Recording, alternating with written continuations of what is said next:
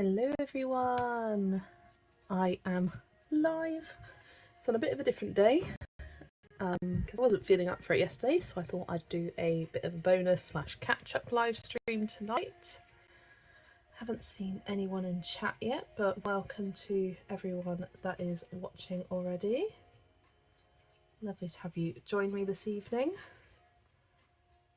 Hi Dawn, welcome in, welcome, and hi Holly. Happy to see you here too. Hi Monica, welcome. A few people in chat.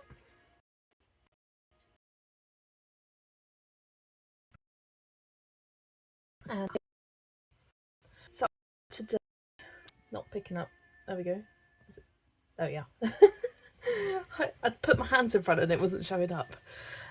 So I thought today I would colour in the Kerby Rosanes 10-year celebration colouring book. I was feeling fine yesterday, I just wasn't feeling up for streaming, to be honest, so I thought I'm not going to push myself to do it if I'm not feeling up for it. I want to be fully my 100% for you guys, or as 100% as I can get. But yeah, I'm going to be colouring in this page. Just wiping off all my fingerprints on this. This is the 10-year celebration book, which is out next month, I believe, in October. The publishing company sent me an early copy, and I really have been wanting to colour this double page spread of the dinosaur mushroom. And I'm going to zoom out just a touch. There we go. Move the camera so you can't see my messy desk. There we go. And then I took out some markers because I thought it'd be fun to base this page. Okay. I've just got some Crayola Super Tips here. I've got one of the Colours of the World, the light medium golden, which I'm going to use for all of the mushroom stalks. Then I've got a variety of reddish, orangish, brownish tones for the mushrooms, because that's the kind of colour palette I like for mushrooms. A nice autumnal one. I think this page is going to be a lot of fun to colour. Got some dinosaur bones as well, which I can use this light medium golden as well. My grandson would love this page. He's obsessed with dinosaurs just now. That's lovely, Laurie. It's such a cool page. I love it. It is quite detailed, but I think with basing, it's going to go by pretty quickly. And I often like to base Kerby Rosanes' work just because it is so detailed. Even pages like this, basing all the walls, the little doodles, getting your colour palette sorted with a base layer of colour can really help. Hi Kate, welcome in. Thanks for joining. In my copy of Colour Morphia, there's a couple of pages where I've done, and I've already based some pages like this one. I've based. Well, I don't know if it's in this one. I was a bit annoyed that a lot of the pages are repeats, but I think if you don't have any of the compilation books, this is definitely a worthwhile investment if you're a Kerby fan. Yeah, I don't think it's in this one. I could just grab it. It's right there, my Colour Morphia. Here, I've done this bear one with a nice autumnal palette. It would be nice to finish it one day. I'm not particularly bothered about finishing it right now. But basing really does speed things up. When I did this dinosaur page, it's all based. You can see a few of the like streaky lines on the dinosaur, but it's not too bad with the pencil shading on top. I really love doing that page. What else have I based? Pretty sure I based this with some Tombos because they have really nice light browns. I know I based this dragon with markers as well. This one I didn't, which gives it that nice pastel look. Yeah, you can see that one based. I did a little bit of shading on the castle on this side, but not that side. They're the sort of pages where I had fun basing it when I did. If I come back to it, great. If I don't, that's fine. It was fun when I did it. But yeah. So I'm going to be doing a good base layer on this one. Hi Lil, welcome in. Thanks for joining. Lovely to see you here. If you hear me munching in the background, I do have some celebrations here. Just as a little snack whilst I do my stream. I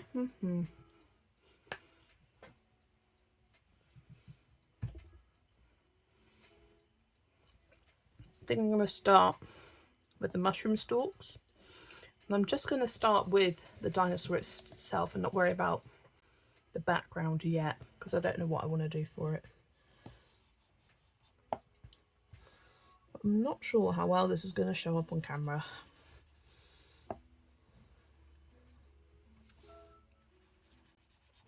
I did start looking up some colour palettes online, thinking like mushroom colour palette, autumn colour palette, and then I thought, no, let's just make my own up.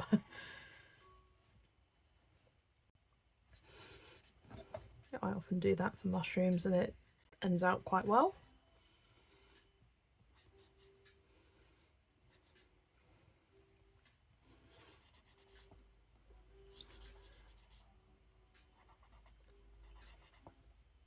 So how is everyone today?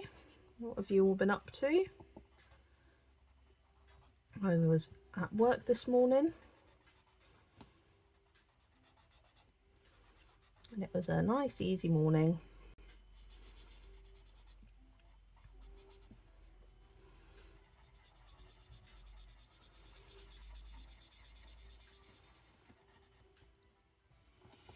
Dawn's doing good, that's great to hear.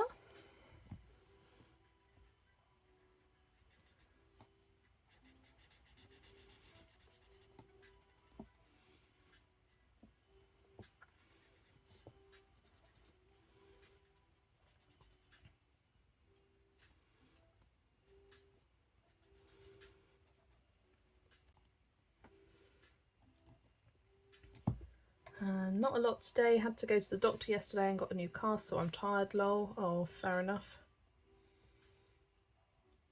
Monica's good, colouring while I watch you. What are you colouring? If anyone is colouring, do let me know. I always love to hear what you're doing. And if you ever want to send me a picture of what you're colouring to share on stream, feel free to send it on Instagram and just let me know in chat so I know to check it. And I will go check that.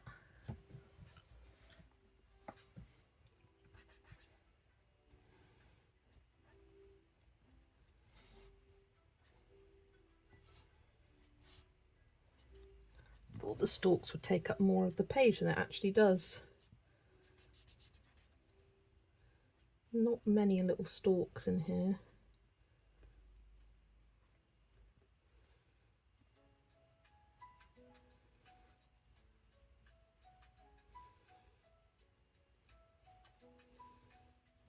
Oh yeah, distinguishing some of these details is a bit tricky.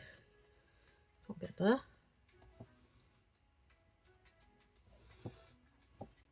Whenever I base, I always seem to miss a lot of bits and then end up having to come back, but that's why I always keep my supplies out in case I need to add something. It's easy to be done on a super detailed page like this. Dawn's colouring sunflowers, lovely. Love colouring sunflowers. And Monica's colouring the Aries in the Mythographic Cosmic Spirit, your sign. Oh, I love that page. I have coloured that one.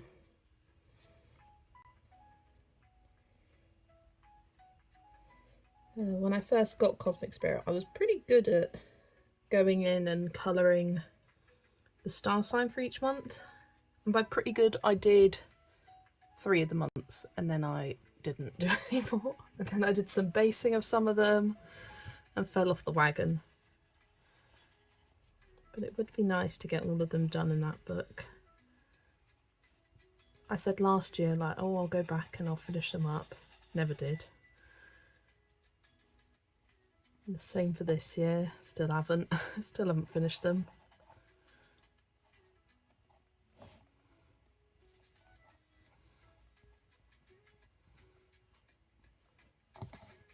Right. I'll go a page at a time, so I'll do all the basing on this page and then we can move on to that one. You just got it, and this is your first. Lovely.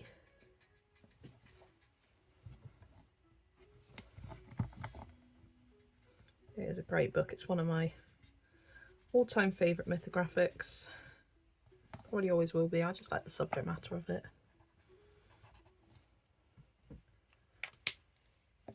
Oh, I'm seeing loads more I missed down here.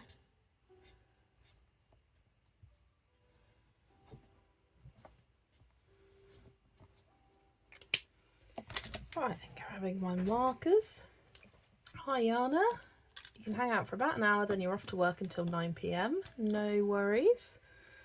Glad for you to join us.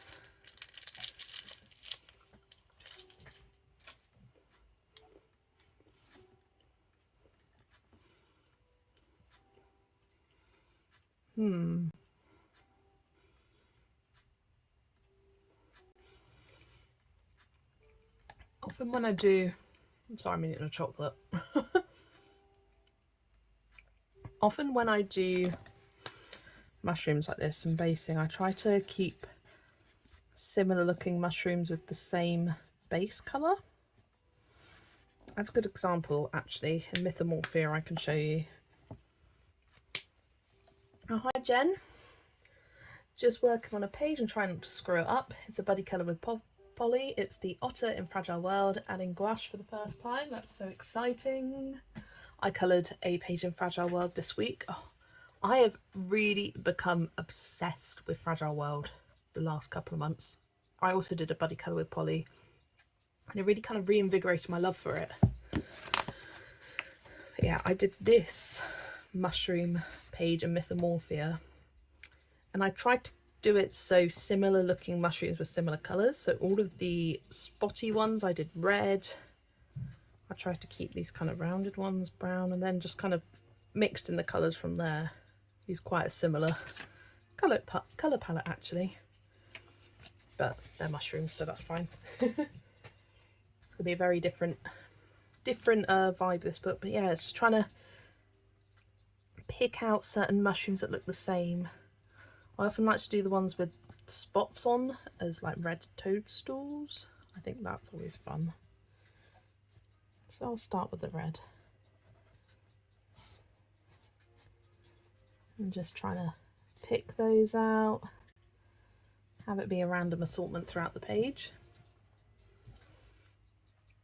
Can't wait to see this finished page. I just had a giggle as when I'm doing mushrooms. Yeah, you know me, just doing mushrooms with my cat. Well, I'm colouring mushrooms, I should say.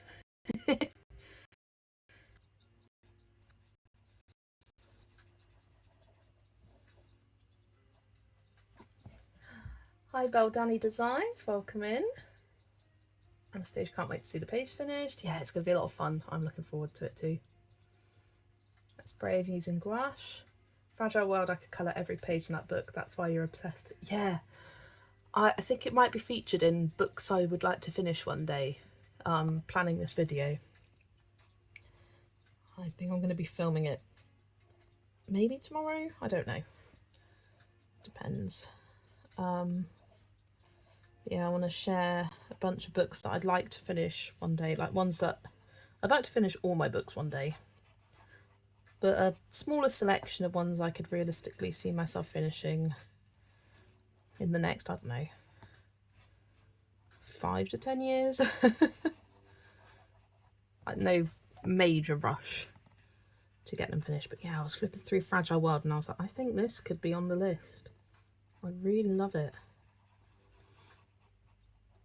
Using Albrecht Dürers and Neocolor 2s, because I just got some Neocolor 2s as well.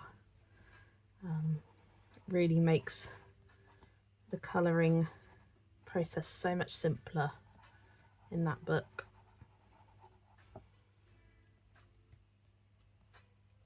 You've decided that Fragile World is your project book. Nice. Yeah, I've done a few pages. I can share with you the pages I've done if you like, including a sneak peek. One I coloured this last month.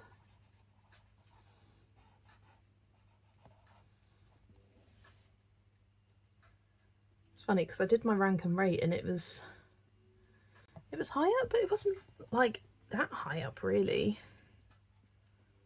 I wanna say it was, actually I want to say it was quite low down. It was in the middle in comparison. Yeah, I went Dark Fairy Tales, Words Within Words. Yeah, it was 4th. I think it might be 2nd now. I really love it. It's funny how even over a month or two your opinions can really change on a book.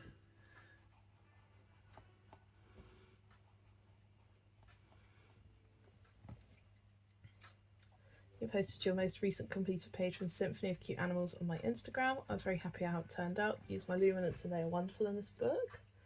Oh, I'm going to have a look, Iana.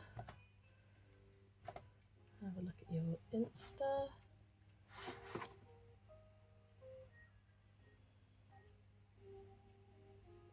Oh, pretty.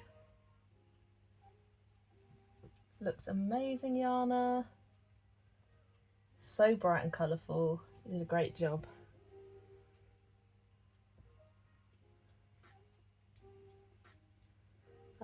Oh, yes please. Yes please for Fragile World. Let me grab that. Oh. Squeaky chair. Fragile World is your fave Kerby. Did you see pics from his trip to Africa and climbing Kilimanjaro? Wonder if that's his next inspiration. Oh my gosh, he did this amazing illustration of a load of African animals and it looks so good. So here's my book of Fragile World. I've done, what's it, 8 pages I think. So not a crazy amount, but a few. Snow Leopard, this was one of my first ones. This was done in February 2023. You can see just the tiniest peak of purple here because I initially wanted to do a purple gradient sky and it looked awful. So I did black acrylic paint over the top because if in doubt, black it out. So you can see bits of purple kind of peeking through, which I kind of don't mind. It shows the journey of it just from when the book's been together and it kind of rubs off. Yeah, done that one. I'm really drawn to this back page. That might be a fun one to do for October potentially. Yeah, this was the buddy I did with Polly. This lovely Lima tree frog page. It's got glaze pen on the eyes. I love how it turned out. That was in July using Albrecht Dürer's. They work so well on this paper and don't warp. Barely has even a crinkle to it, which is sad because I love the crinkle. I love that Lima page. So many pages that I can really see doing and just having fun with backgrounds and things like that. Favourite page in the book. That Snow Leopard page scares me. Yeah, I don't know why I decided to colour it pretty early on. This was one that I based with markers, I remember. But the shading that Kerby puts in makes it really easy for you to shade with pencils on top because you've got all this hatching lines on it, so you know you put your darkest colours on the hatching lines. And it kind of just comes together even just with a base layer of colour. So it's not as complicated as it looks. Sharks are fun. I love these guys. Pandas are so fun. Hi Paulina, Paulina Art Stuff, welcome in. You're not fully happy with how your Matchstick Mouse picture came out. I used alcohol markers and Jelly Roll pen. Anastasia, just turn the page and move on. That's what I always say when a page doesn't go your way.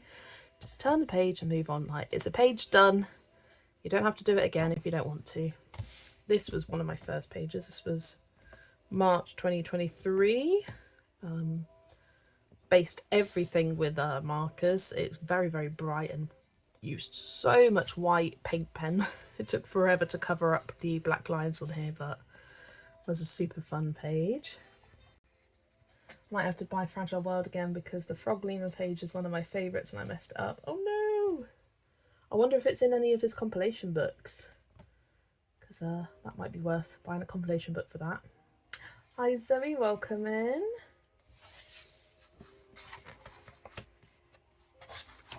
I love these owlets, so cute. I feel like that's a good one for the autumn season as well. Yeah, we're just having a flip through Fragile World because I realised how obsessed I am with this book.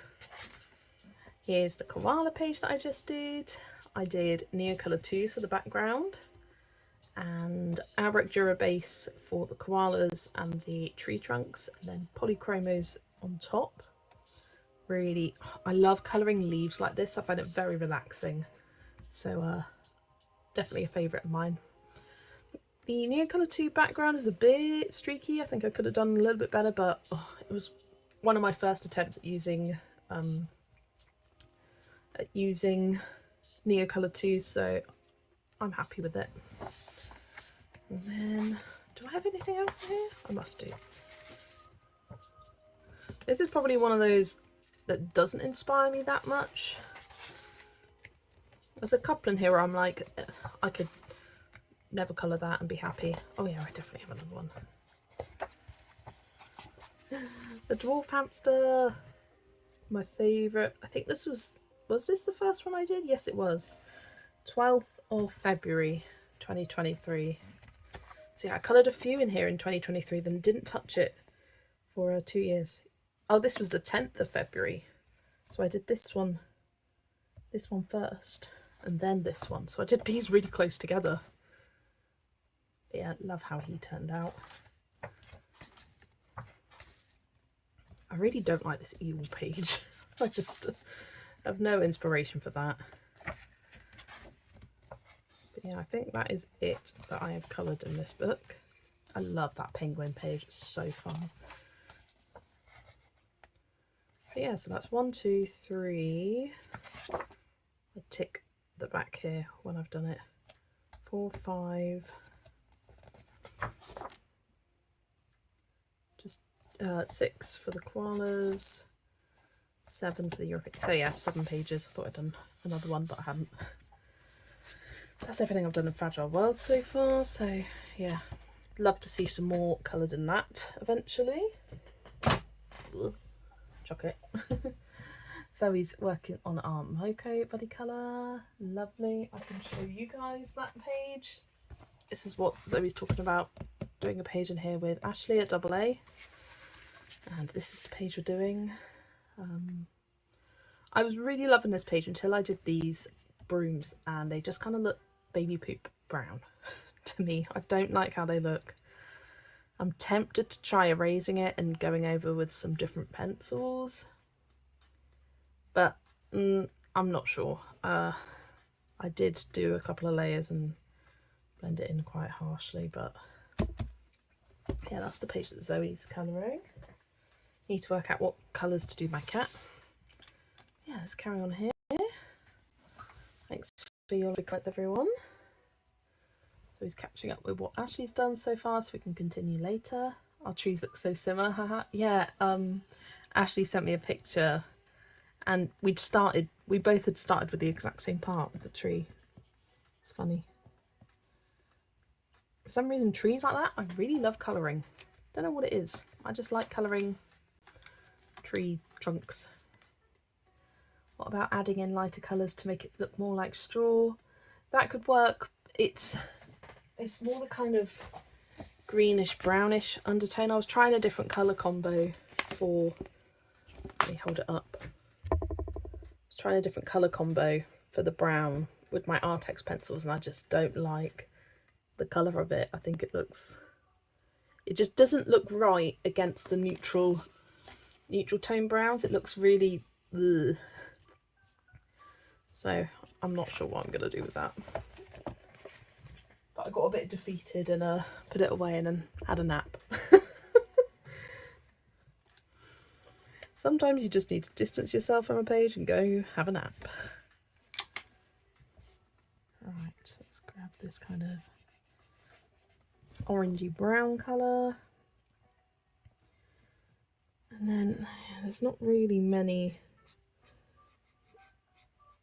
mushrooms here with similar shapes. I'm trying to pick out the more rounded top ones for these, for this colour. I think I might just dot them round randomly and go about it that way. It's the same with colouring flowers. Often I will try to find similar flowers, but or similar flower shapes, and colour them all the same colour. So like similar mushroom shapes I do a similar idea for. But this, they all kind of look different from each other. There's no like distinct separation of shapes, so I'm just going to randomly disperse the colour. I'm going to go colour by colour, go through all of the colours in my colour combination that I've got picked out, and then I assess and then go back in with the starting colour and just go round and round until I'm happy with how the colours are dispersed. Thinking about having similar number of small ones compared to larger ones. I've just noticed a big spotted toadstool here that I want to do red. There we go. Colouring in Fragile World is great. Thank you, Kate.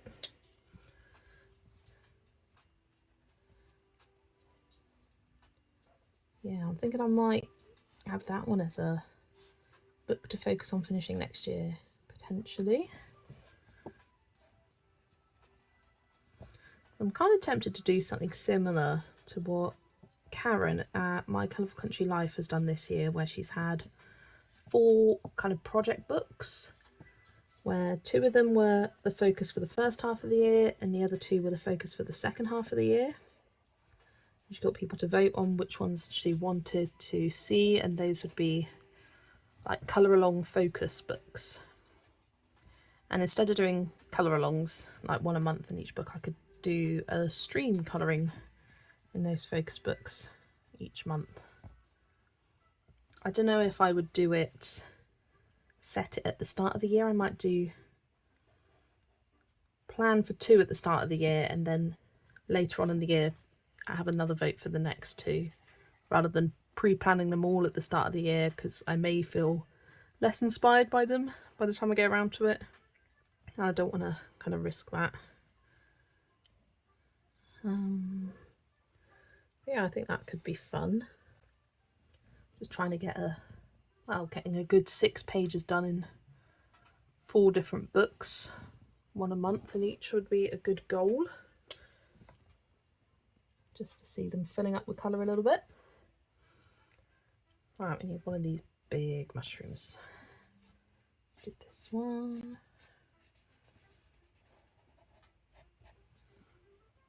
And let's do that one.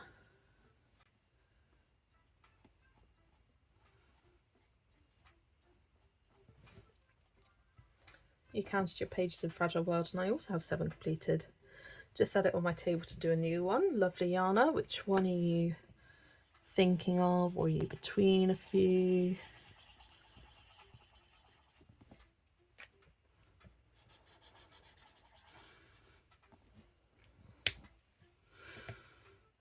Let's pick the next colour.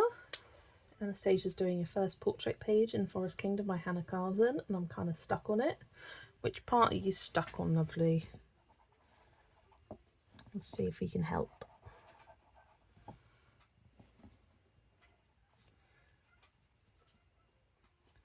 I do love Tales from the Forest Kingdom.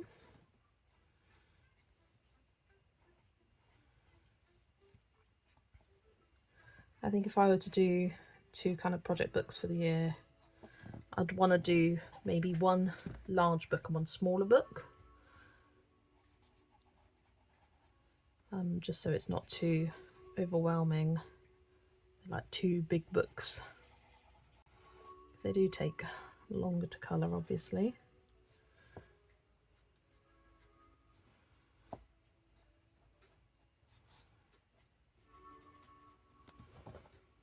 Not sure, but I've been wanting to do the snow leopard. That'd be lovely.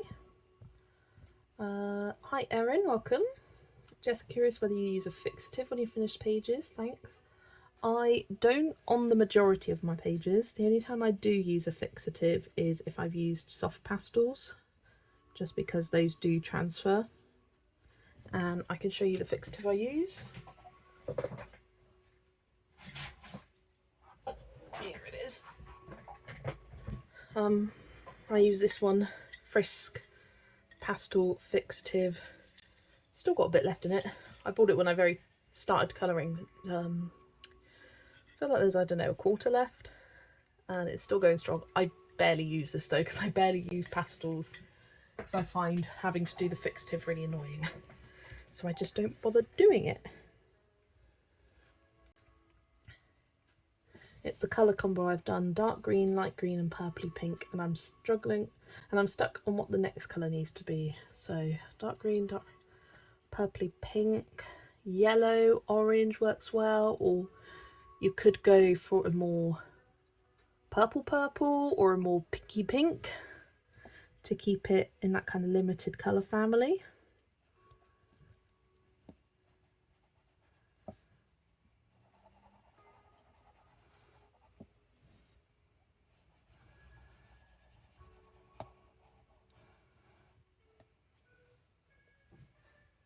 You're welcome, Erin. That's a good idea. Colour focus books each year with votes is so good. Yeah, I just think it's a fun idea to focus in on those books a little bit more clearly.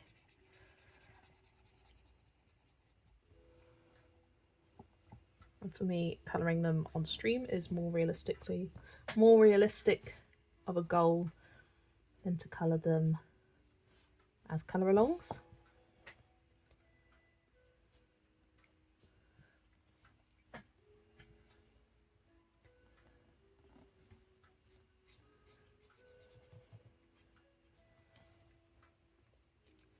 I'm trying to do very limited colours, so orangey yellow, just need the right shade.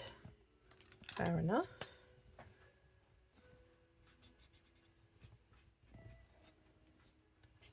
I want to make sure it's the same kind of brightness and saturation as the rest of your colours. That makes it look nice and cohesive. So if the colours you've used are quite bright, use a bright yellowy orange. If the colours you've used are quite more muted, use a more kind of ochre yellowy orange. That's my suggestion anyway. Still finding lots of bits of stalk here that I didn't colour in, like the undersides of the mushroom tops.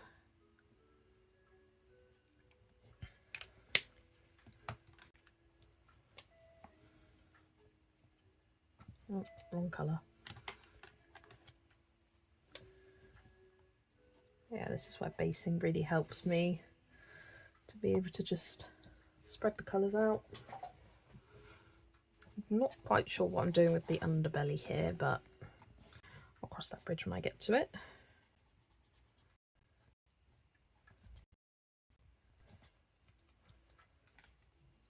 Looked on Instagram for others who have done the page, but most go blues and reds, so that's not helpful. Yeah. I do like looking on Instagram for inspo, just to be like, how have they coloured this section when I'm not quite sure. It is nice and helpful to just kind of spark your inspiration.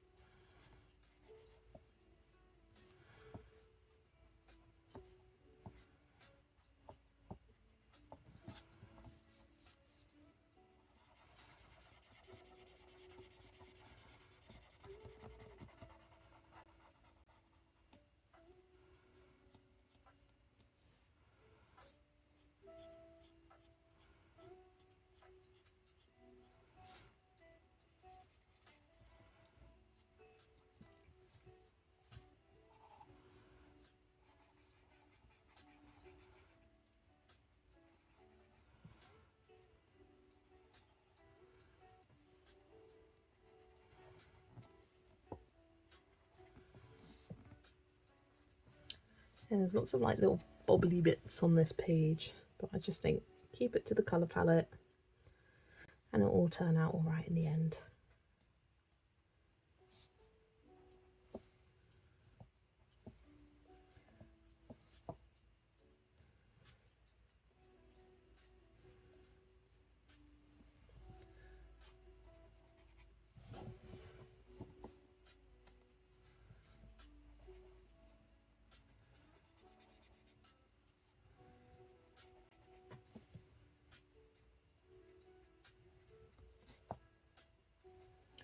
I've been watching lots of Grey's Anatomy and Station 19 again.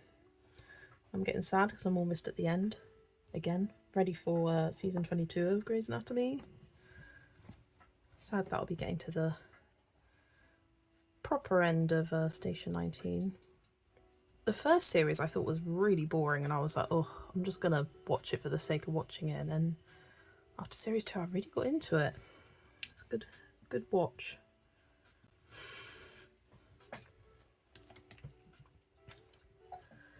Jen's gonna look while I try not to ruin this. Bye everyone. Good luck, Jen. Hope it all goes well.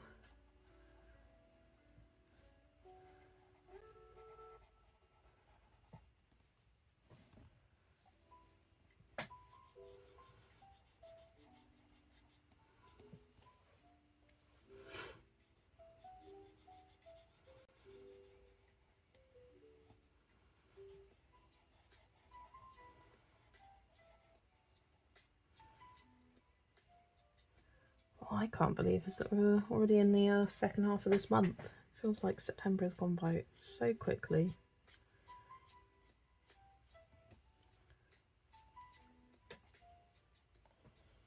I still feel like we're in the start of the month, but no, we're in the second half of it.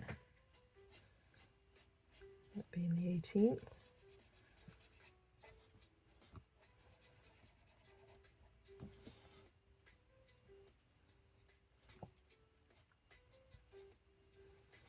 Still got a couple of weeks left, haven't we?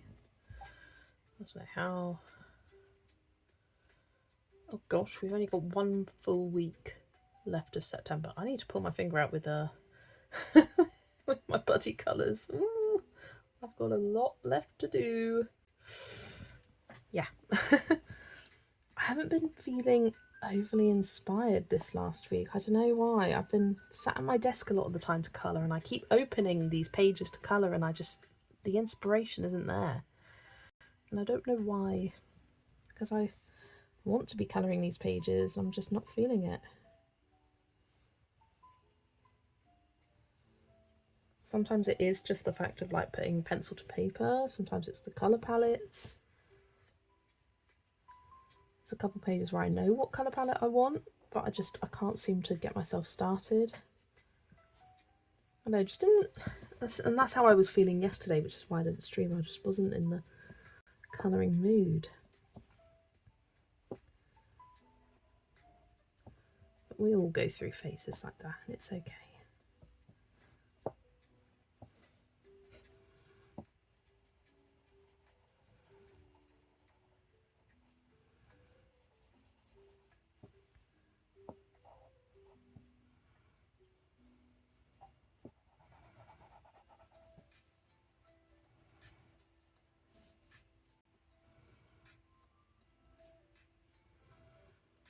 There's some sections on here where it's like collections of dots.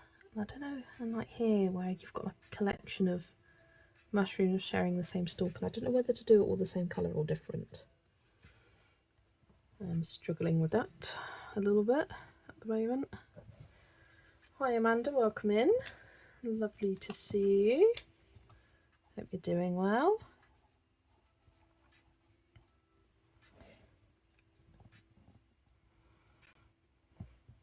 Oh, I think I need this yellowish orange colour for this big one.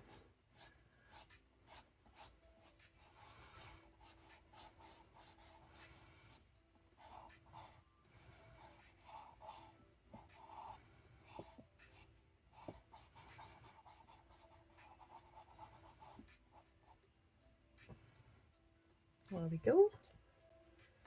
I've had the same issue. I'll sit down at my desk to colour and might open a book or two. I might colour like one flower and I'm done. Yeah, it's just, I've got all these pages that I need to get done. I just open them and I look at them and I go, no. Open the next one, no. Next one, no. It's frustrating because I want to be colouring, but something holding me back. So I've been doing quite a few colour by numbers, because if I don't have that colouring inspiration but I have the desire to colour, I do lots of colour by numbers.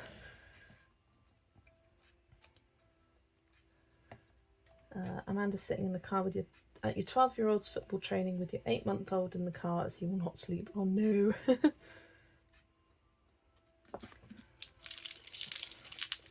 have a Milky Way. Oh, dropped it.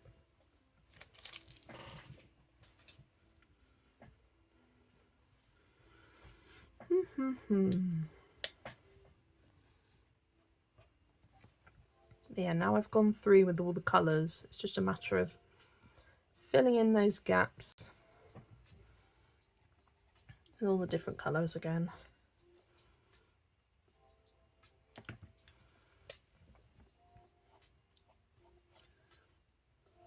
I'm going to do this collection all the same.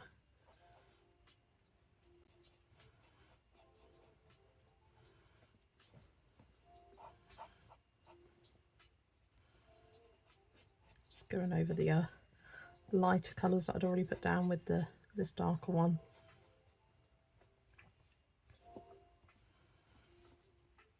There we go. I'll do this collection all the same colour.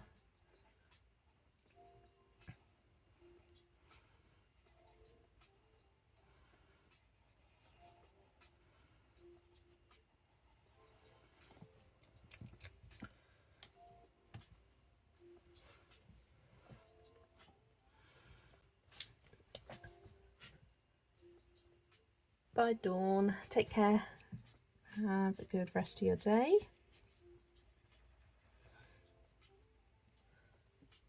Going to colour when I get back if the baby is asleep by the time I get back. What time does the football training finish? I was hoping you colour this page. Yeah, I was really feeling it and just feeling like some mindless colouring tonight, of just doing a bit of basing.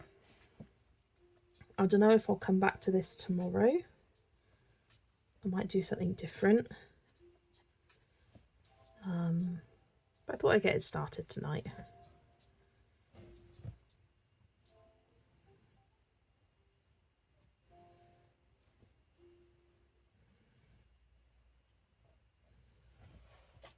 Quarter to 9, I'll get home at 9. Fair and nice. Ashley's working and lurking.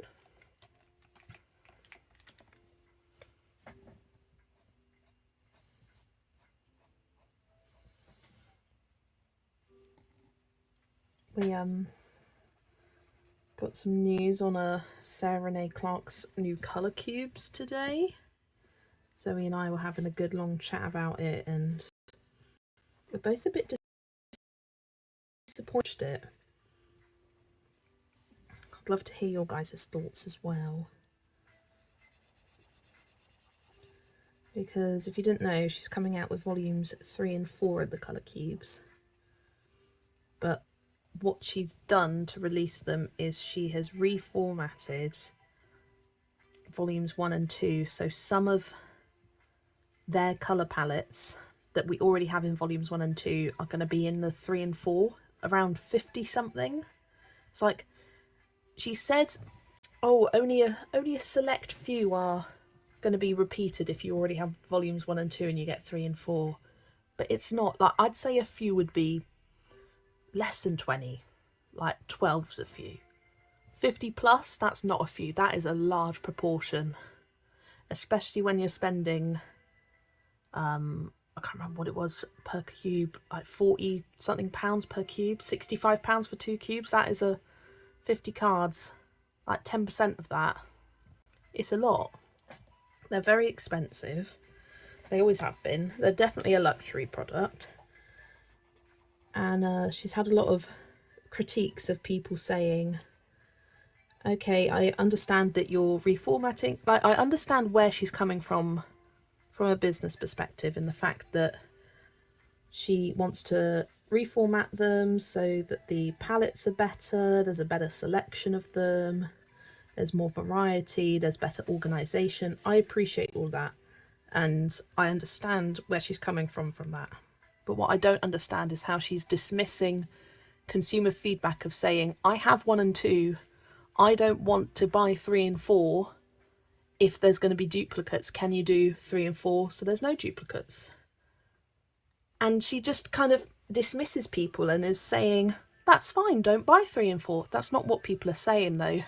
What people want is just the new palettes in volumes 3 and 4 without feeling like they're missing out or having to buy all 4, because all 4 is £130 to get all 4 just fresh off the bat. It is so expensive, and the digital product, don't get me started how much the digital product is. I think it's £98 for all 4. For me, for a digital product, that's just insane. £30 for 1 volume, that is insane. I understand there's a lot of work that goes into it, but it's a digital product, something you don't have to produce. Like, it's a lot of money. I know a lot of work goes into it, but when you've got free digital palettes online, it's just like, what's the point of having this digital product? She's making changes and she's saying that people aren't giving her a chance to launch the product and say what it's going to be. And it's like, I don't understand why she doesn't have an option to buy after all of this feedback. Why she doesn't go, okay, clearly people, because there are thousands of copies have been sold of volumes 1 and 2. That's thousands of people who would like, what's it for them? 500 additional palettes. They want 500 additional palettes without 50 of them being repeats. That's all they want. So why can't she do this second edition for new people who haven't got any of the colour cubes, that want to buy the full set or pick and choose which ones they want, whatever? Why she can't have that second edition, but a first edition option where it has the old numbering system and it's just all the new palettes in the 3 and 4. I don't understand how that's not crossed her mind, and how as a she seems quite business savvy, like, and seems to respond to people's feedback quite well, because all of these changes have been implemented from feedback. It's she's got tabs to organise, and the collections are better, and there's going to be less repetitive palettes, more unique palettes, and I think that's great. But don't dismiss people when they say that they feel like they're losing out because they're getting repeated palettes. Some people are like, oh, it's great, I'll use it for art journaling. Not everyone wants to do that. People just want palettes. And yeah, it's odd to me, her kind of reaction to it. I saw someone's comment, because she's replied to quite a lot of comments on this Facebook page, and she replied to one of them and said something along the lines of, they were disgruntled about the fact that they would be having repeats, and she just went, that's okay, you don't have to buy them. And that's not what they were saying. They were saying they have 1 and 2 and don't want to have repeated cards in 3 and 4. They didn't say they didn't want 3 and 4. Like, yes, fair enough if you don't want, like, I saw one person comment of, we don't need any more, don't buy any more. People like that, I'm like, what's the point of commenting? Like, if you don't want any more, you don't have to, no one's forcing you to buy any more. She's creating this for others if they want to buy it. But yeah, it's just, I don't quite understand her viewpoints. It's like, I understand why she's made this decision, and in the long run it's better, but it's not like it's a new product and she's like, okay, it's been a year, I want to update it, refresh it, where it's been, what, 10 years that the colour companions, I think she said she's had them out for. Really, really, really, it's an old product and an established product. Thousands have been sold. And to make people feel like they, and yes, no one has to buy anything, but for people that like the colour cubes, want to support the colour cubes, want to have the full range, of the colour cubes, they should have that opportunity rather than feeling like they're being hard done by. And I saw that she's doing a discount code for those who have bought colour cubes within 3 months. I don't care if it was 3 months or 3 years ago. You still bought money into a product that you feel like you want to be replacing now. If she's giving discount codes for people who bought them 3 months ago, it should be the same for anyone who's bought the previous colour cubes, in my opinion.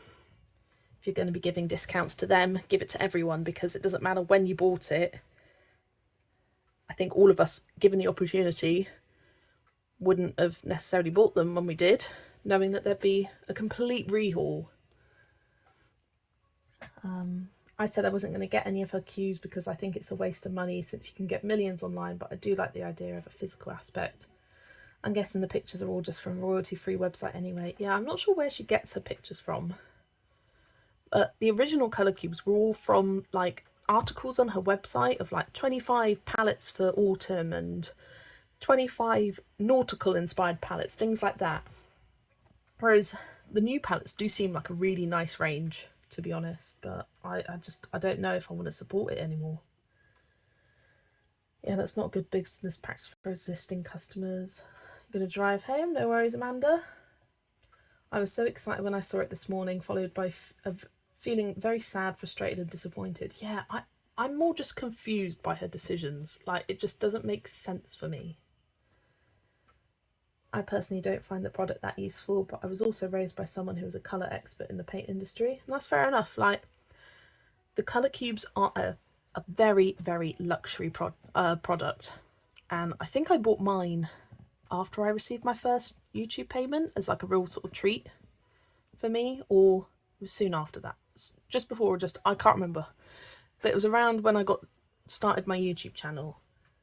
And I get comments from people saying, oh, I want the colour cubes, but they're really pricey, so I don't know if you're not sure you're going to use them, just go on Pinterest, Google. I still use both of those because the colour cubes are limited. Sometimes I can't find the palette I want, and the organisation is a bit frustrating, but I think they are a great product, and they're really nice to have as like a physical resource. But yeah, I just don't quite understand why she's done this to her consumers. All she needs to do is just put the new cards in a 3 and 4 and have the option to buy the new cards separately. Yeah, exactly. Because I think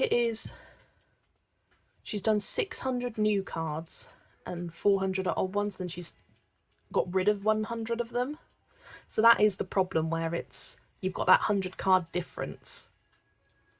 And I suppose she's spread them out, because it's like in volume 3 there's like 40 from volume 1 and 10 from volume 2 sort of thing, and then 100 and something new ones. So she's like, it's a small amount. It's not a small amount. 50 plus cards is not a small amount. It really isn't. That's a lot of wasted product for people. I need to use this brownie colour. Yeah, I just kind of wanted to rant my feelings a bit. She created this video sort of explaining her decisions, and fair enough, you do you. Like, explain yourself. But I don't think she's quite understanding. Just making up words now.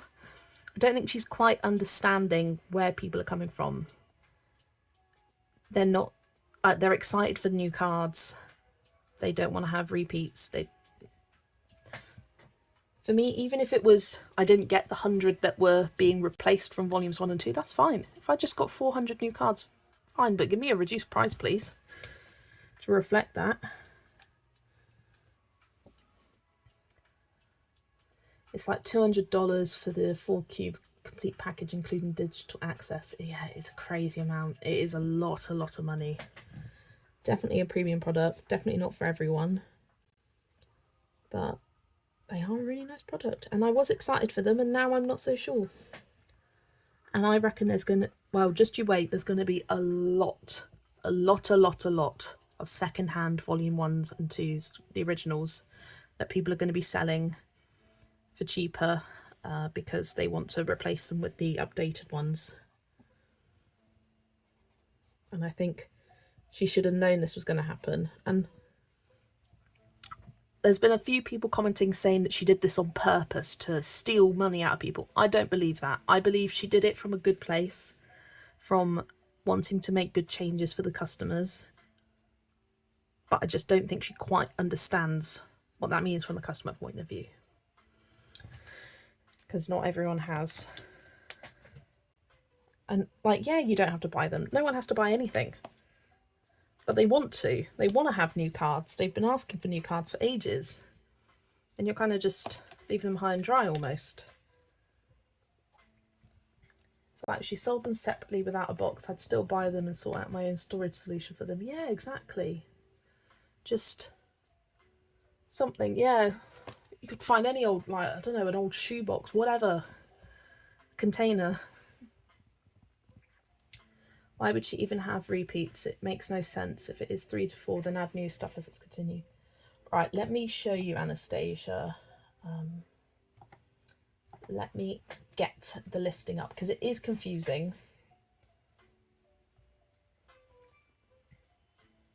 $200. Let's think about how many books you can get with that. Yeah, exactly.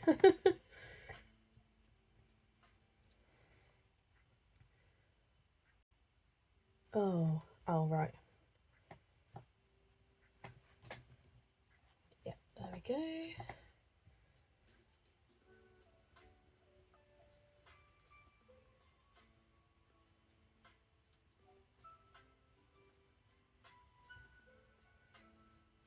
Oh, for goodness sake. Need to go on my phone and approve a notification. Ugh.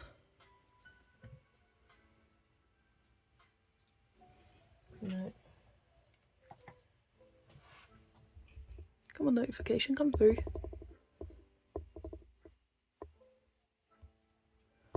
Right, the screen may go dark.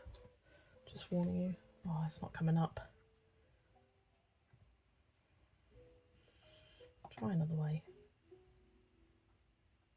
Email. I haven't logged in on my laptop before, it seems, to my Facebook, which is where I need to find it though. I feel the same way about what Karen Dash did with the new Neo colours. They didn't need to put them in 5 new tins with a bunch of old colours. But they did it for a reason. They knew people would want them all and buy them all. Yeah, I think that is band practice because there was no reason for them to, like, they're bloody crayons. Like, whereas I do understand where Sarah's coming from, and she's really updated the kind of organisation of it, and it does seem to be for the better. So I don't think she's doing it out of a way to make more money, but yeah, with the Neo colours, they definitely did. Right, here it is, on here. And then I can share the, go away. Go onto the link on the site. Because it's linked on her Facebook group called Colouring with Sarah Renee Clark. I wasn't actually in the group until today. Where is it? Here it is.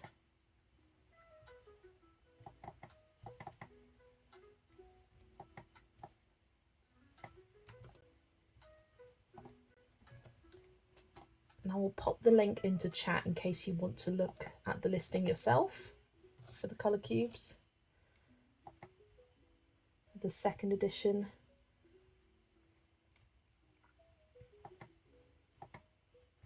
So let me share this with you.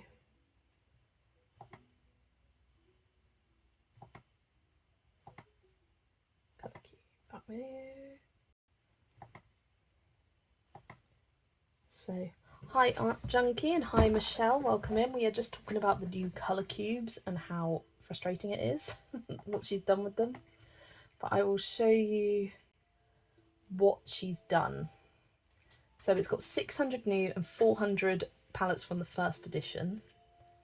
What I don't get is bothering to do British versus US English versions. I as a British person, I couldn't care less that colour is spelt that way, with a OR instead of a UR. I don't think that matters, but whatever. So she's recategorised things, and this is why you have cards from volume 1 and 2 and 3 and 4, because of these categories. Some of them are blanked out because she's trying to create suspense. And this is why things have got repeats, because she's separated them into these specific categories, so it's easier to find things and see what you want.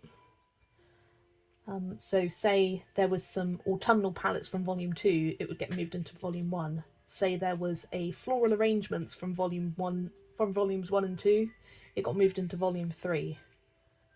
And then she has written down, it does seem like she's doing a website colour companion thing for the digital, which does look pretty good. I do think that's a good resource there. But there's a specific section where she has, yes, here. If I already own volume 1 and 2, do I need to buy this version too? It's this comment that I don't understand. Not at all. Your current cubes still work perfectly, but the new version has enough improvements and new palettes that many customers will want to upgrade. Of course, 1 and 2 are still good products. But yeah, volume 3 and 4 available separately or only part of a set. You can purchase them all individually. How many of the colour palettes have changed? So here it is. So volume 1 has 65 new palettes, 160 were from the volume 1 and 25 were from volume 2. Volume 2 has 111 new palettes, 15 were from volume 1, 124 from volume 2. Volume 3 and 4, so they have 187 new palettes in volume 3, 17 were from volume 1 and 46 from volume 2. So that's what, over 50 just in one actually. And then volume 2 has 13 from volume 1 and 18 from volume 2. So that's what, over 70? My quick maths is not good enough. 17 plus 48. Oh, that's an equals. I've forgotten what the numbers are because my thing's covering it. 17 plus 46 plus 13 plus 18. 17 plus 46 plus 17 plus 18. Is that right?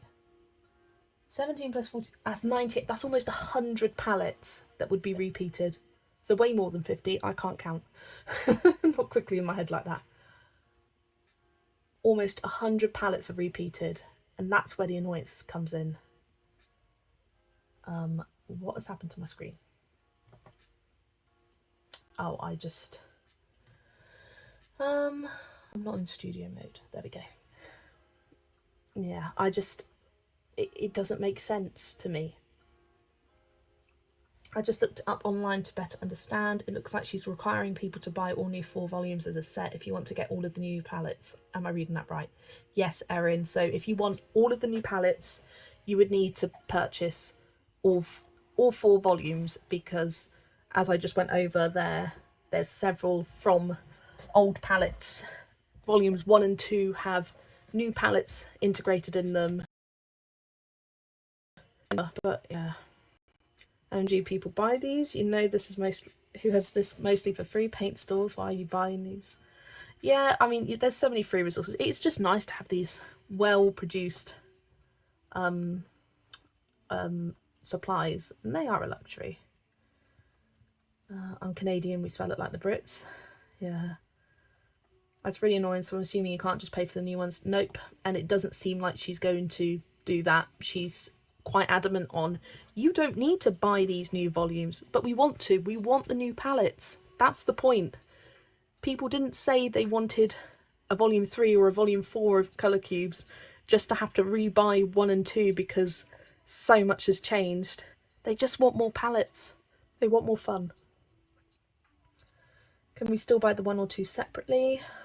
Yes. So you don't have to buy them as a bundle. And she does make that clear. You don't have to buy them all 4. You can buy just 1, just 2, You can buy 1 and 2 together and 3 and 4 together. But yeah, it is very expensive, but it's a treat, and if you want to treat yourself, that's fine. Yeah, so you can look at that link and look down at the Q&As at the bottom to see to read more in detail if you want more information, then it's there. Yeah, it's just, I don't quite understand it. And to have all this backlash and to go, well, no, you're wrong, actually. I'm making a good decision and you're stressing me out. No, Sarah, you're stressing us out as the consumers who just want new fun palettes to play with, and we feel like we have to spend £130 instead of, what would it have been, like £70. I won't be getting them then, as I feel like there's too much repeated. I think so too, Michelle. When I did a quick calculation and thought it was over 50, now realising that it's almost 100, that's 100 out of 500. I mean, if you consider how much the two are together,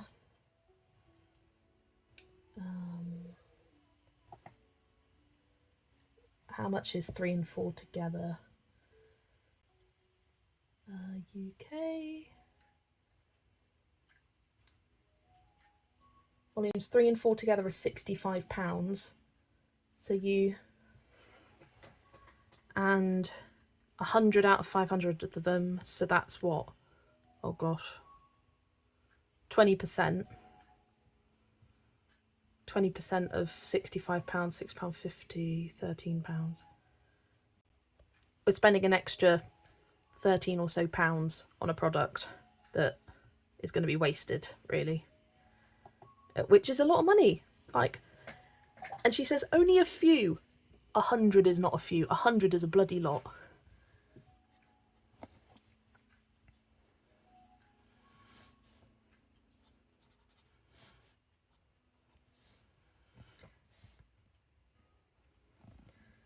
And for me, it just seems odd from Sarah, because she seems to be a really, like, business savvy person, someone who really cares about the experience for customers. She did that whole video about Crayola not creating good enough products. I mean, you can never fault the quality of our products. The quality's amazing. But actually, that's a good point. On the Crayola video, she complained about how a lot of the marker sets were the same pens, just in different packaging, or labelled differently, or had just a different nib, and it wasn't clear to the consumer, and how it felt like they were cheating them out of money. That's exactly what she's doing. It's exactly what she's done. And if she just had this second option of already have volumes 1 and 2, here are the new cards that you can buy separately. Boom, done. Everyone's happy. I would have considered getting them, but now I've got a sour taste in my mouth and I'm not sure. And if she had taken a few days to think, okay, let me read these comments, let me understand these comments, let me consider where they're coming from, and then decide to make a change, then maybe I'd change my mind. But saying that people are stressing you out by asking you questions, like valid questions, because this is people's hard-earned money. I think a lot of people are going to feel that way. I will hold off in the hope that she rethinks the launch and comes up with a better solution. Yeah. It's going to be her biggest fans, really, that will be getting them regardless. And that would always be the case. But she has lost a little bit of respect from me. I hope she can improve things and understand where she's gone wrong, but I've been reading through the Facebook group, comments, and a lot of people voicing these valid concerns, and she just kind of dismisses them. She goes, oh, there's only a few repeated. Oh, you don't have to buy them. That's not what they're saying. That's not what they're saying. And it's like, it's clear that she's reading them, because she's replying to a bunch of them, which is great. But read them and actually listen to what they're saying, not just read them. I'm glad you're voicing your opinions on this, because I'm sat here, pencil in hand, colouring, nodding along, so upset. I'm not upset, I'm annoyed. I'm annoyed and I'm confused. I don't know why she's done this.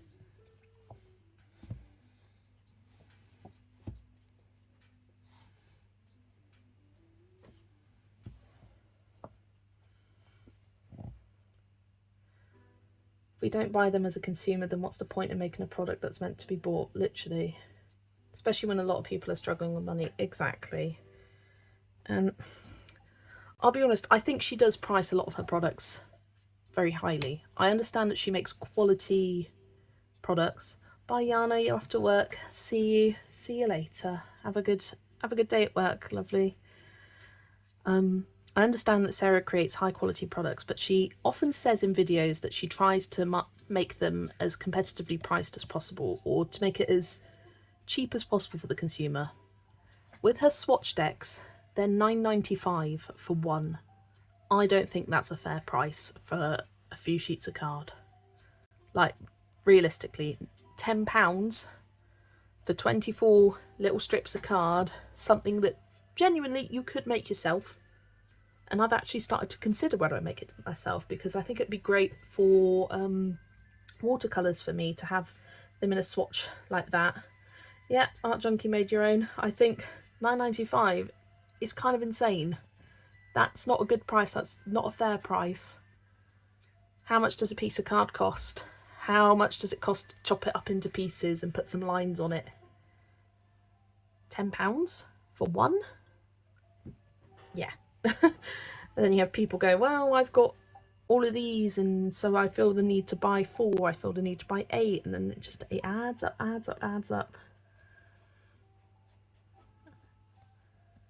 And I know she's got a whole team that she needs to support. Yeah, I didn't necessarily intend this video to go, this stream to go on quite so much of a rant, but I did feel the need to just get those opinions out.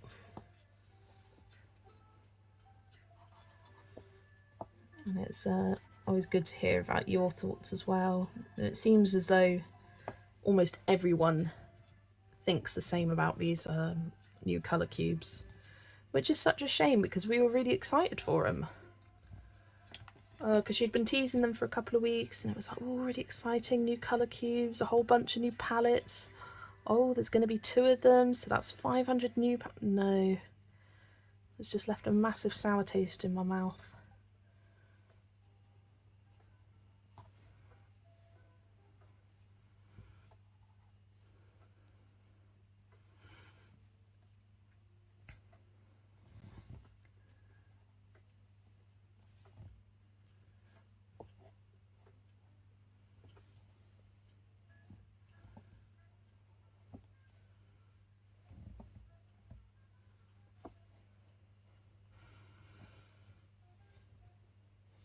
Yeah, I think the swatch decks is a really cool concept. I like the fact that you can fan them out. And I think I will make my own, find some, like a pad of watercolour paper.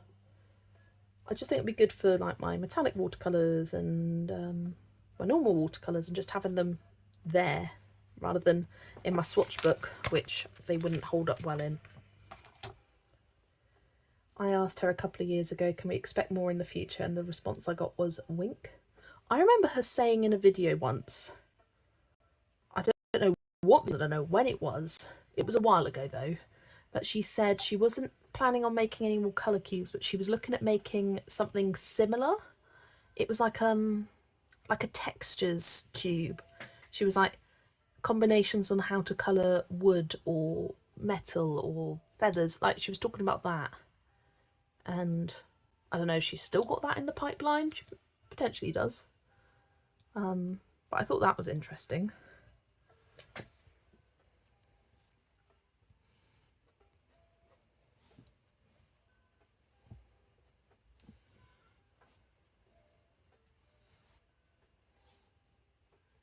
It also seems as though she said she was going to be doing blog posts about these new palettes and releasing them slowly over the coming months. And and having them online, so it seems like you would be able to access them, or a lot of them, online for free. So that's another thing. It's like, what's the point of buying, especially the digital companion? It's like, what's the point of that? I think I'm going to stick with what I have. I do Google a lot. I've got a book, nice colour companion book. Kate uses a colour wheel, nice. These markers, I'm saying no, and I'm flipping over, and yep, not at all. Kerby's paper works really well with alcohol marker basing. Not even a shadow, and I've used some quite dark colours with the browns there. And these are nice and juicy. These are my new set of Crayolers. I have my old set in a organiser up here, and as they run out, I've just been marking them down and replaced them with my new ones. I create my own colour palettes, might consider finding a way of sharing them with everyone, maybe on Ko-Fi or something. Any suggestions? Ko-Fi is great for sharing resources like that. I've got a few colour palettes on my Ko-Fi at the moment. For free, by the way, not selling it. Yeah, Ko-Fi is great because if people do want to tip you a little bit of money, there's the option to, but there's no expectation. Yeah, I've put...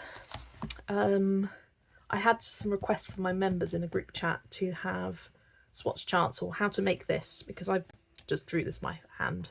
And I've got it for Polychromos, Prismacolors and Artex, and it is formatted this same way. So you've got the different length columns so that the colour families are kind of together, because it really bothers me when you have, say, if I kept all of these columns the same length, I'd have one purple here, and then that would mean that there'd be one dark blue up there, and that really annoys me.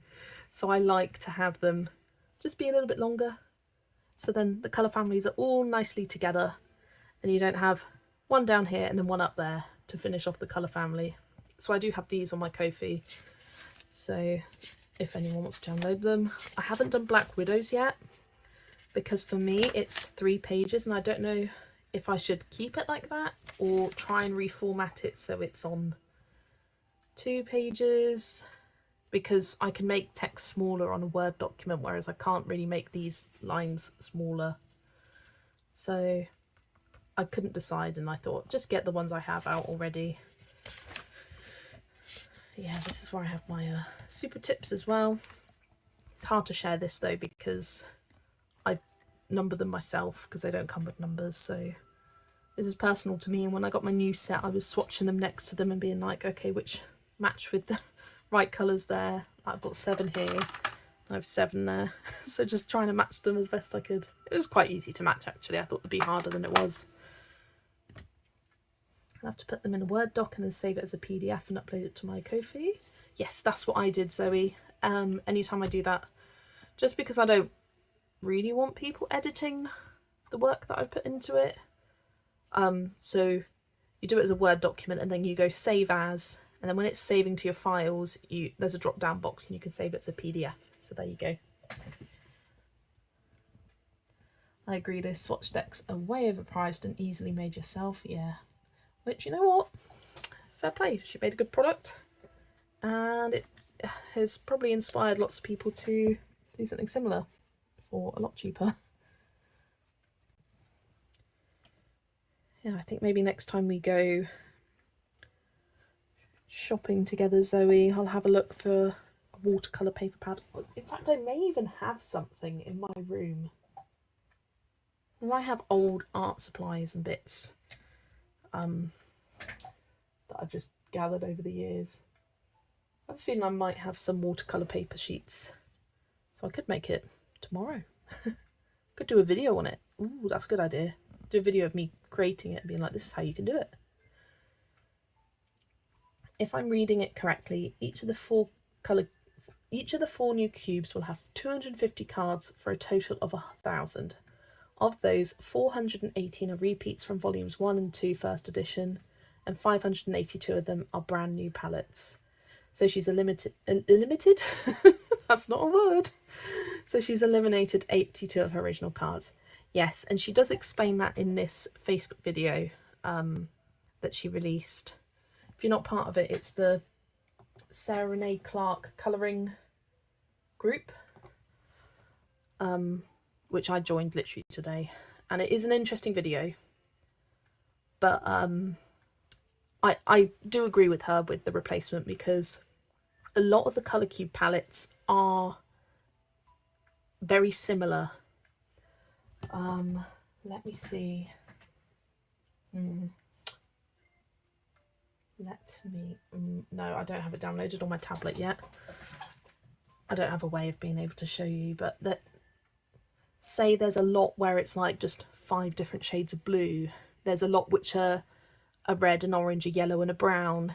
Lots of very similar ones. So she's eliminated a lot of similar ones and ones that she doesn't like. I think that's fine. I think that's good. She's updating her product, making it more, making it better for people. I think that's fine. But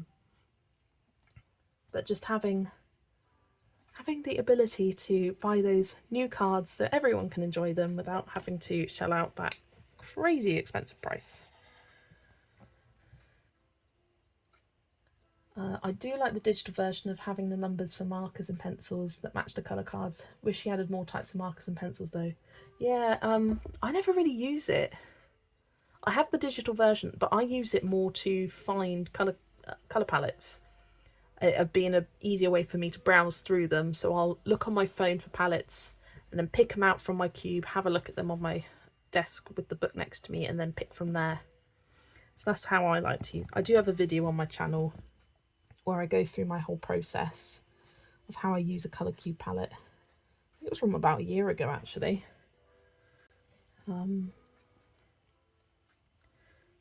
That's how I use them, because sifting through 250 cards in a box is a lot. I still want to check out the art store in Bath, and we also have the option of Jackson's in Gloucester. I think she's added more supplies in the new digital version from what she explained on the video. Ah, that's nice. Yeah, I also found that some of her matches were not good, because I know when Amanda from Amanda Colours shares the colour cube palettes for the month, sometimes I've looked at it and I've been like, that's not a good match, but there we go. I suppose everyone's eyes are slightly different, and it's as good as of a match as she could find. I just prefer matching it myself, right, and going through my different supplies and going it that way. Hi Laura, didn't know you were streaming today. Hi everyone, thanks for joining, Laura. Yeah, it was just a bit of a bonus one because I didn't stream yesterday. I thought I'd stream today because I was feeling in the mood for it today and I wasn't yesterday. So that's why I'm here today. I've had a bit of a rant and rave about Sarah Renee Clark's new colour cubes. So that's been fun. And I am colouring this mushroom dinosaur.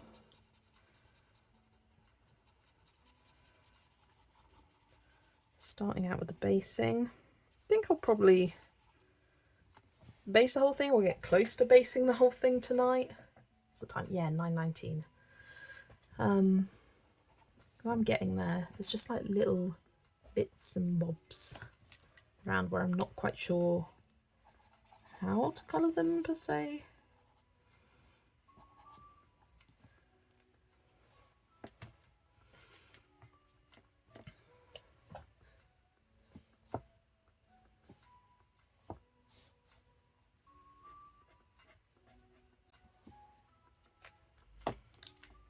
Love the colours, thank you.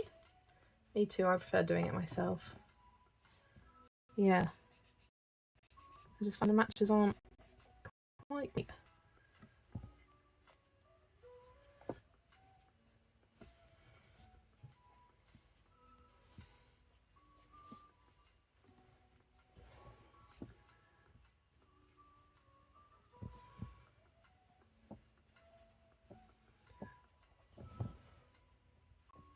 It's this kind of cluster under here.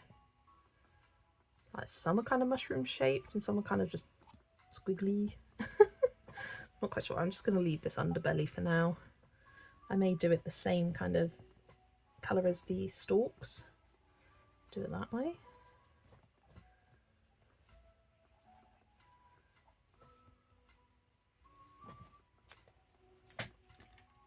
Hi Amy, happy Thursday. Love the page so far, thank you. It has been nice and just therapeutic to colour this with you all. I think after all that chatting, I'm going to treat myself to another chocolate.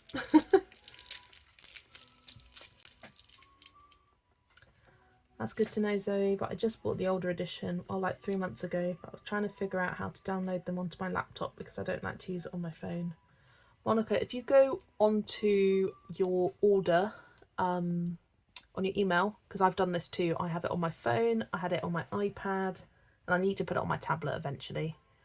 You go to the email with like the order confirmation and the download link, and I think you can download it like 20 times. Like it's quite a lot of times you can download it, the files, so you can do that and have it on multiple different devices.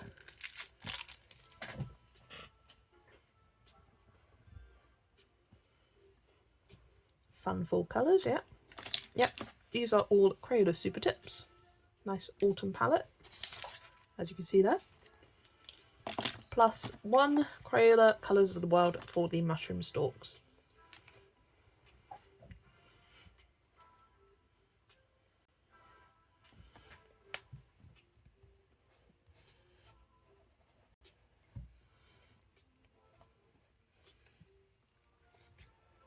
Tell you what, I do have another thing that I kind of want to rant about. And this is to do with AI books. A common ranting topic amongst the colour community. I'm usually very careful with books I buy. And so far, I have not bought any that are AI until now. And the reason I want to talk about this on stream is because I showed it on stream last week and I just want to do a follow-up because I do not recommend it. Not only because it's AI, but because of a couple of other reasons. I'm eating Celebrations. I've got one left and it's my favourite, the Maltesers. There are a lot of palettes I don't find attractive. Yes, that is probably how I would use it, to find some contenders, then look at the physical card to make up my mind. Yeah, same. Hi Joe, welcome in. I saw your name actually on Sarah's posts. I kept seeing Piggy Pens pop up and I was reading your comments. I was reading a lot of comments. I was just having a bit of a rant about the new colour cubes and how it's frustrating. That's my fave too, followed by Galaxy Caramel. I did pick up a Galaxy Caramel. I think I must have left it downstairs because I took just a selection out of the box, like one of each, and it's not here and I haven't eaten it. So I think it must have been left downstairs. But let me share with you this book, Sweet and Cozy. I thought these books looked so cute, so lovely, and I'd seen them for quite a few months. It's by this person called Yumiko, and they have an Instagram account called Sweet and Cozy. I've now unfollowed them because I do not like the artwork. Because I started colouring a page the other night and it's really cute pages of Disney characters and little cat forms.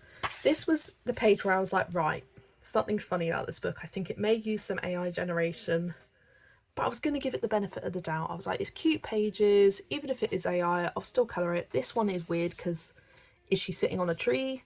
Is she in a boat? She's like half sat in the boat here. She's hanging out there. It's odd. And there were some other details where they only had like half a smile. And I was like, I can look past that. But then there were other pages where I was looking at them and going, actually, like here, half a smile. Where I could look past that, whatever. And there was another one which had like half an eye.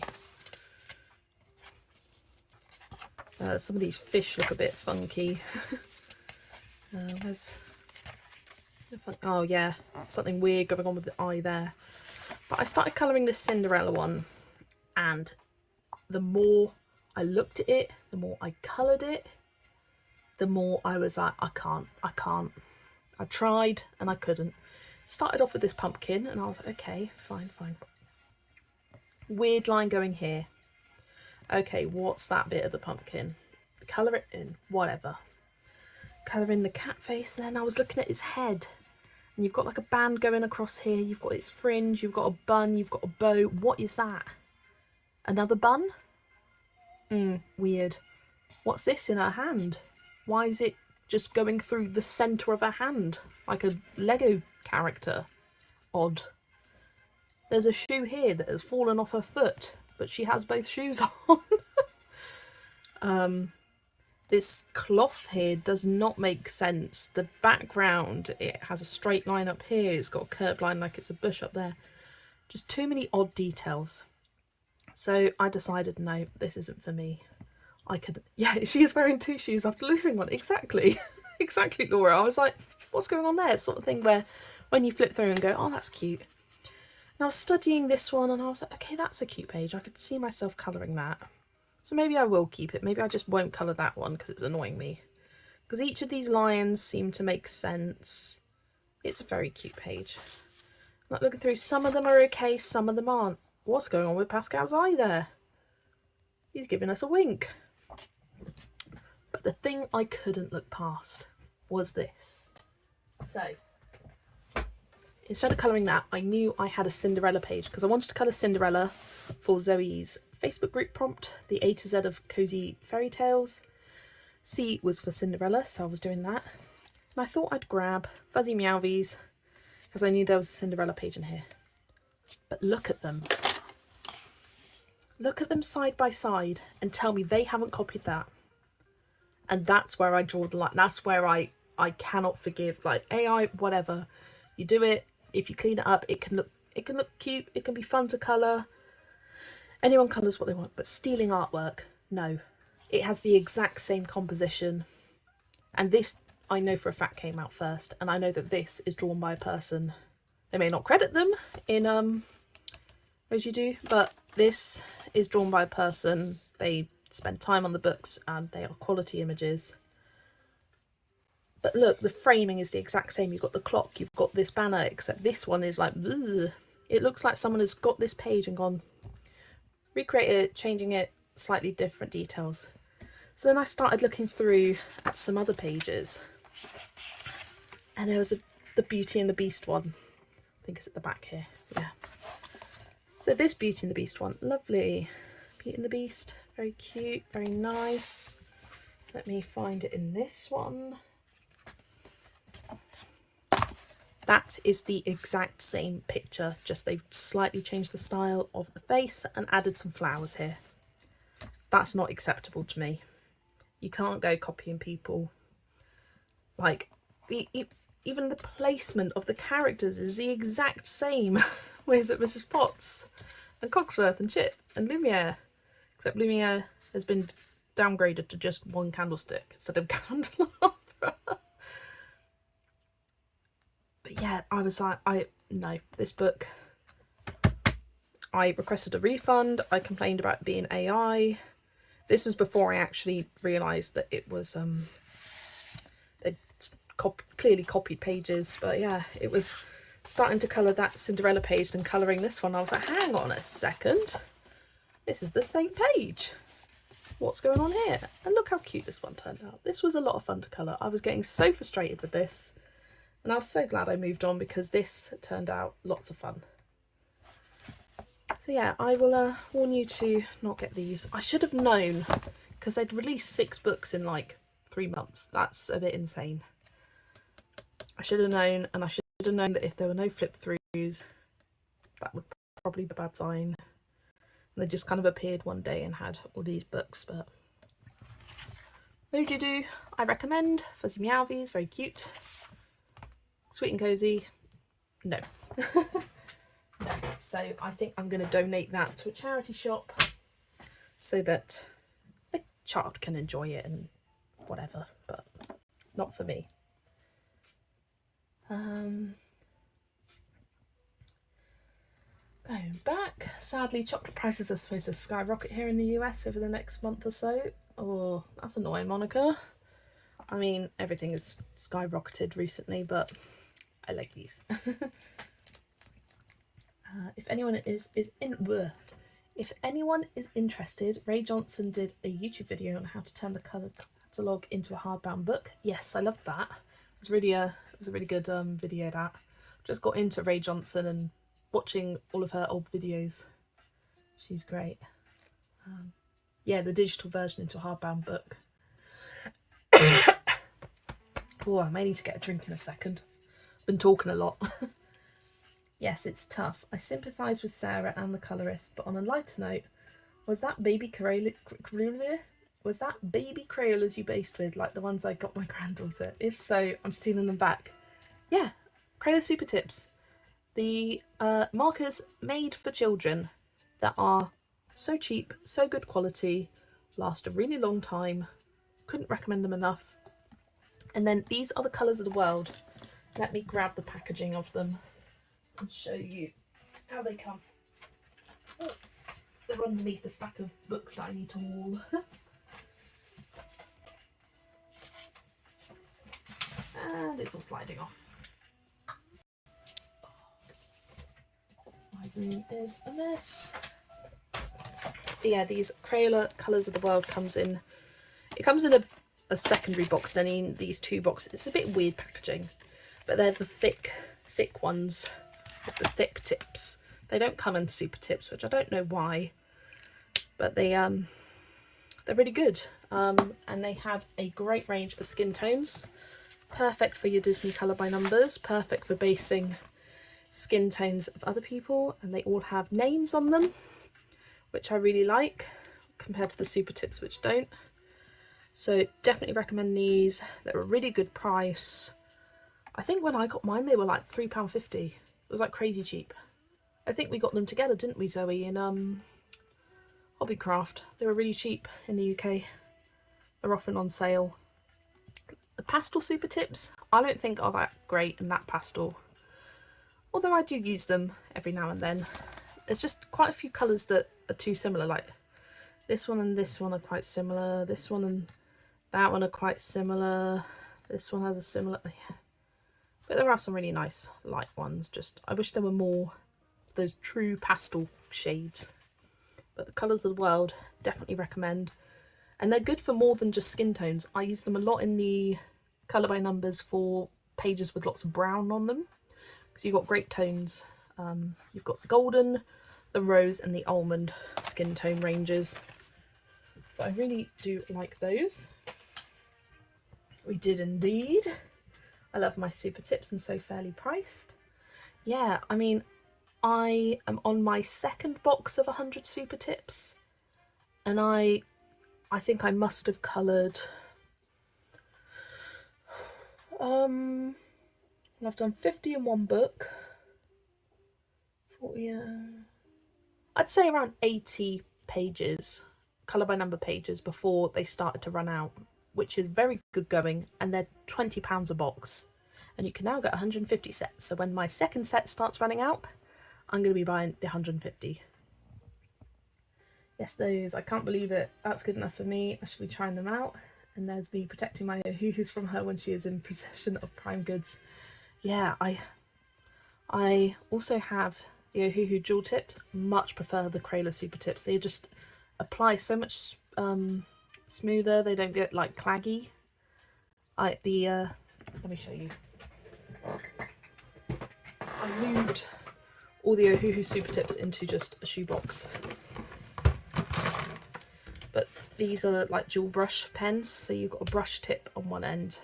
They fray really easily though, so it's kind of hard to colour with them. It does come with replacements, but not enough. And then a fine tip on the other, which is great for your super fine details in your colour by numbers. But I find you get like little globs. I don't know how to explain it, but like bits of fibre that get on the page and then it smudges, and whereas the super tips don't do that, and they are cheaper, and I think the colour range is better than the Ohuhus. So yeah, I like them. I didn't realise there was now 150 set. Yes, go on Amazon UK and you can find a Next time you run out of a lot of colours, are you going to upgrade to 150? Yep, just answer the question. Already on it, of course I will. Yeah, I'm not sure. It'll be interesting to see what extra colours are in there. Because the ones, I'm always wanting the pastel colours. The purples I find quite limiting. And dark pinks, there's no dark pinks, which I really struggled with a Piglet page I coloured yesterday. Let me show you. I was working in vitro. I coloured this Piglet and I ended up having to layer 2 colours together to get a dark pink. But yeah, you can see down here with my swatches, it has some really dark pinks and it just doesn't have any dark pinks. It's got reds, but they're not dark pinks. They're dark reds. I'm always surprised when looking at some pastel sets. They include brights and browns and I'm like, I need to relearn what pastel means, lol. Literally, yeah. Like, with this set, I'd say majority of them are pastel, but just not the pastel colours I want. Which I don't know, is picky. There's no like nice pastel pink, like they're all quite kind of muted pinks. Like this colour is not very pastel, that one and that one, that one, they're quite bright, that's bright, that's bright. I'd say a good, I don't know, quarter of them are not very pastel, which when you've got 20 markers, it's a bit disappointing. Piglet, yeah! Yeah, I find Piglet very hard to colour in colour by numbers. I've done another one of him in another book and it turned out awful. It's right at the bottom of my stack, I'm not picking it up. But yeah, he turned out crazy. Right, I am getting there. Where's my Malteser? I want to eat my Malteser. Oh man, I'm doing the Wally, one of them in the Vitro book. It is so hard. In the first one, Monica, or the second one? I'm trying to think, is there a Wally in this one? I don't think there is. There is in the second, because I have just done that one.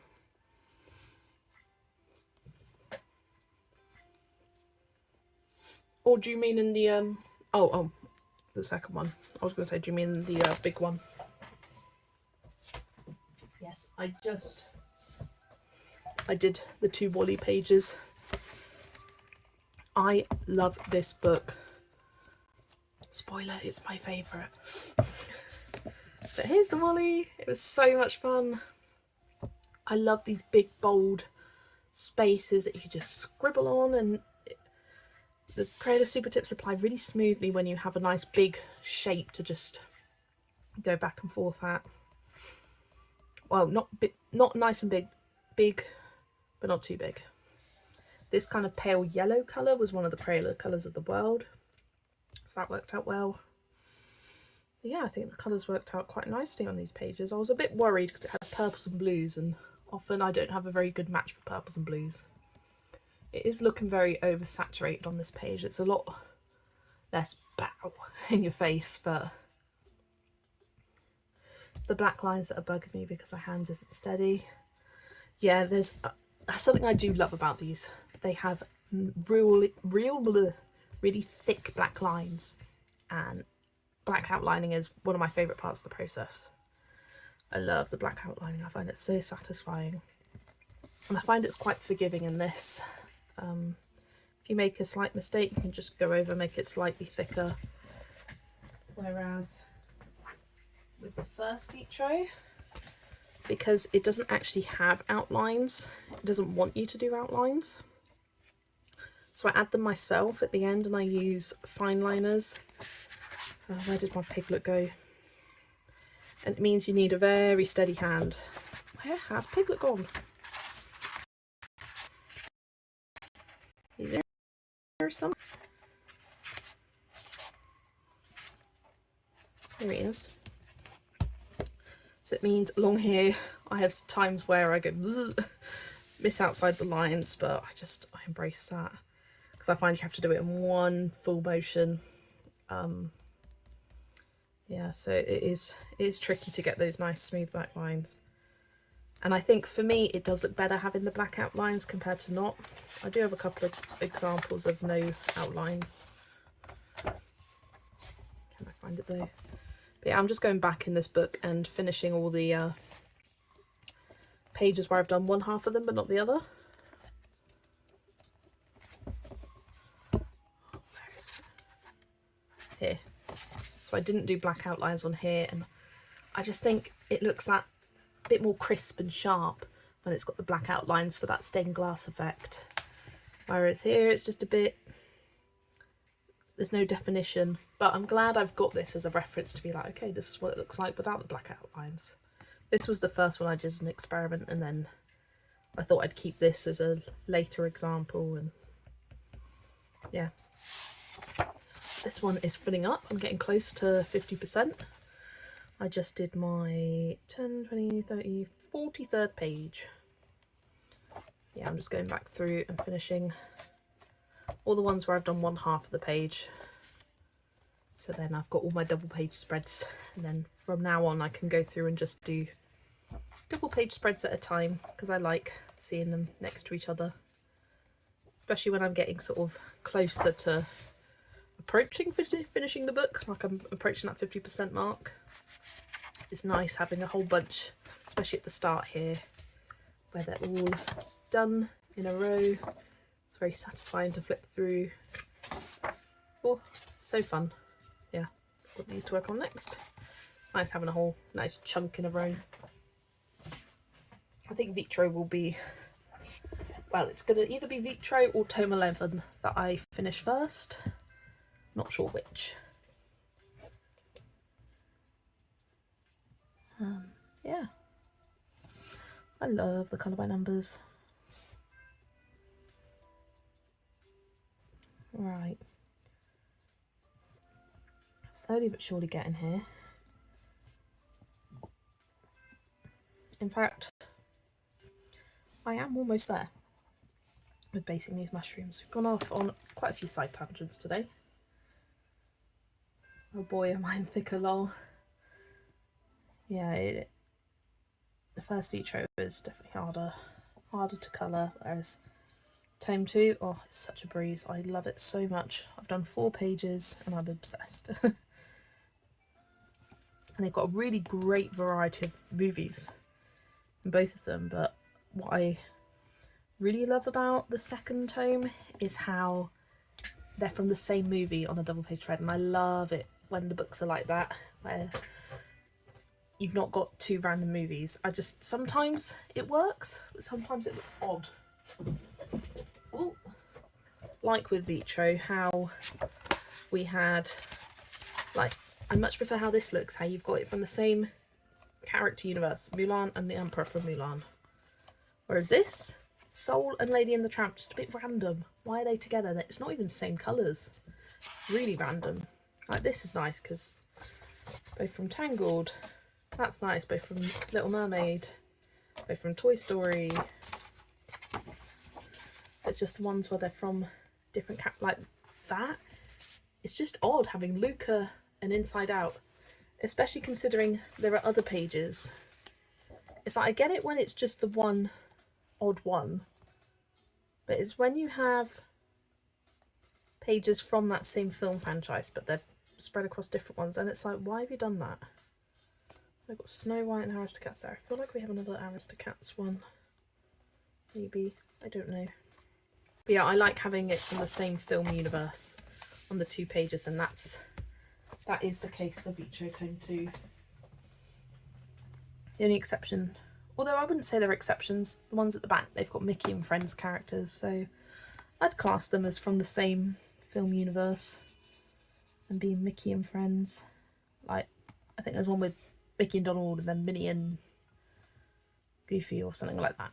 Something along those lines.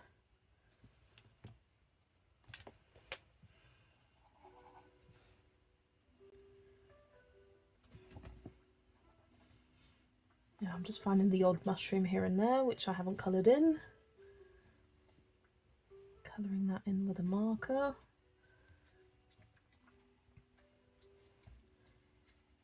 You can see how much less daunting this page is now. There's a good base layer done. Not Disney, but I love Fairy Tale Worlds for that reason. 2 separate pages over 1 double page spread. Yeah, Me too, Joe. It's just, I like that sense of connection, or having an element on one page and it being repeated but in a different way on the next page. I like having matching pages. I don't like my pages to be just random. I like that matchy look. I need to do pages in the ones I have first before getting more low. I do understand that, Michelle. My issue is that Hatchet Heroes keep producing really beautiful books. Why do they do that? I keep saying no more, and then they keep making beautiful ones, and then I have to buy them because they're amazing, like Vitro Tome 2 and Princesses Tome 2. I have to buy them, they're so beautiful. That's my issue. They keep producing lovely books that I need to get. But I'm glad that when I started out my colour by number collection, I was very selective. Like a lot of the old ones, like all the Grand Classiques, Tome 1, 2, 3, 4, 5, 6, 7, 8, a lot of those are dark. They're just portraits, large portraits with not much going on. I like more of a scene. I like multiple characters. I like detail. I like a fun background. I don't just like a big portrait on a page. And I think that is because I use markers and it doesn't look as good with markers as it does with paint pens. Those larger portrait pages do look nice with paint pens, but with markers, not so much, in my opinion. Hi Brittany, you are hoping Cult Pens Online eventually before this year ends comes out with a 48 set of the Dermot drawing pencils that has just the 48 new colours of the drawing pencils. After I sent a message via live chat on their website early this morning, like they did for the 100 colours of Derwent Inktense pencils and the 100 Derwent Light Fast colour pencils after Derwent released them. Yeah, considering they did that for the previous sets of pencil, I would be hopeful that they would. Maybe they're waiting until the new colours have been released, because you can buy them open stock, it seems. Yeah, lots of people are really excited for that. I've seen a few YouTubers have received them. I never tried Derwent Light Fast. I probably won't be getting them, just because there's other pencil sets that I want over them. And for me, 72 is still quite limited. I like at least 100 colours. I like my options. Yeah, it's great that they're releasing a larger set. I know a lot of people were begging for that. Zoe was one of those.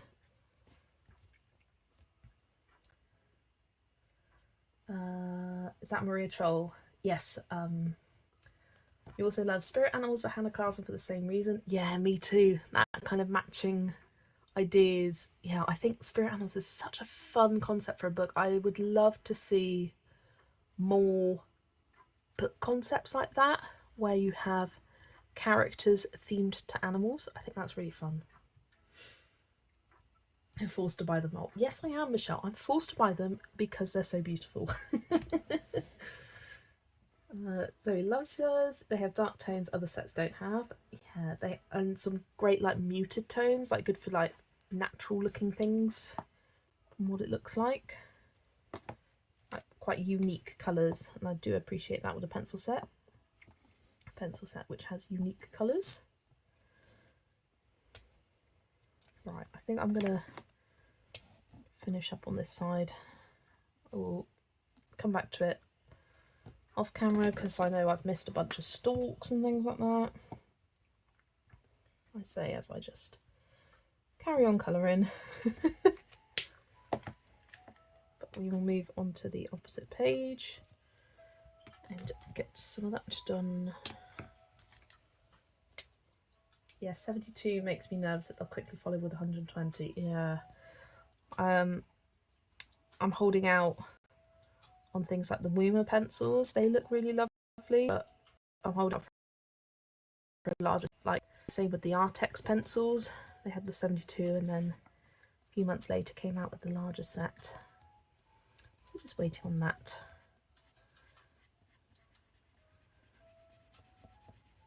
Is this pretty large one?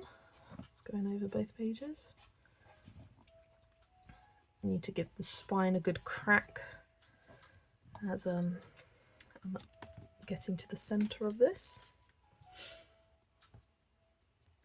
I also brought up the fact that a lot of adults in the adult colouring community on YouTube already own the 24 colours of Derwent drawing pencils, both the 72 set of the drawing pencils and waiting for the rest of the comment to come up.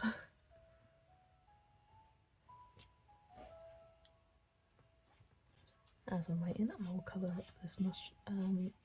Start with the red ones over here as well.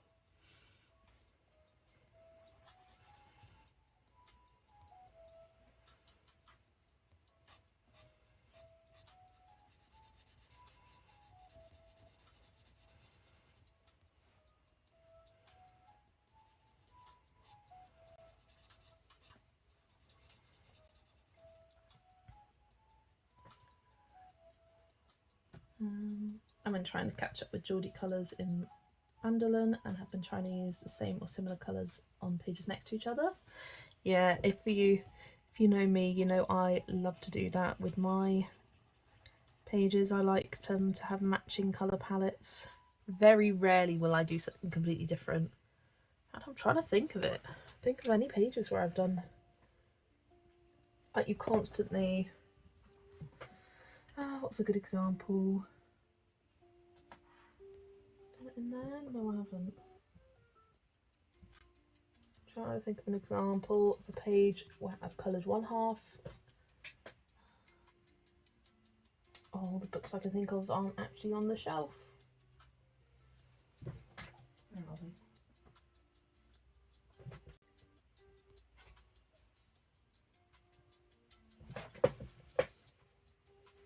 Here. I know I've done one in Moon Valley. So you will often see pieces of paper, post-its of me recording down the colours so I can copy them across to the opposite page, just because I like to have the pages matching. And even if I haven't got this recorded down, I will still try and match it as best as I can. With the Derwent drawing, if you already own the 24 set, you can build 2 times tints. Sorry, I had a hiccup then. You can build 2 times tints of the I can't speak. 2 tins of 24 with just the new colours in. I feel this is the best way to obtain them if you already own the original 24. Only on Derwent's website though, they have a build your own tin feature. Yeah, that sometimes can be a little bit better value for you than buying the pencils open stock. Oh, putting my book back. I just hope that Artex is a Chinese Paul Rubens company, sells their 126 coloured pencils open stock sometime in the near future. I would love to see that because some of my Artex pencils are getting quite small or approaching small, like this one, Light Umber. If you compare it to one that I don't use that often, Pearl Sage. I mean, they're doing okay. But it does make me feel like I can't use them as much because some of my favourite colours are getting a bit smaller. Great pencils. I'm obviously out of the loop as I didn't know Derwent Drawing had come out with 72. It's not out yet. It is coming out though. And I think they only announced it yesterday, a couple of days. Literally, it's a really new announcement. So don't feel too bad of being out the loop.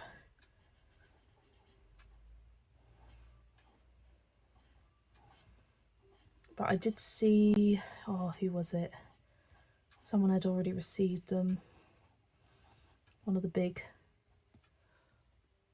colouring YouTubers, like Peter Hewitt, or was it someone has received them already, and there's a discount code. No, it wasn't Colour with Claire. It was someone who does lots of tutorials and things like that. But a few colouring people have done them. Colour with Claire and Lindsay the Frugal Crafter both have them and made videos. Yeah, it wasn't either of them. I've seen those videos, or I've seen those videos pop up. There was someone else. Oh, exciting! My copy of Halloween by Hannah Carlson came today. Woohoo! I'm still patiently waiting to collect mine from Zoe's. We need to organise a colouring day together so I can collect my copy.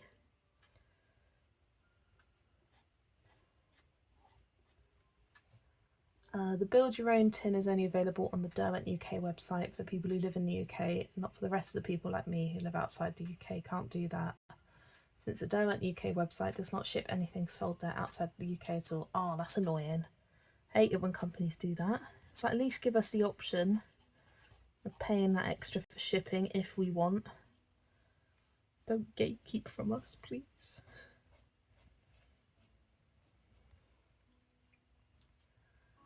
Did not know that. That seems strange to me when they ship worldwide. Yeah. I suppose it's specific to their UK website.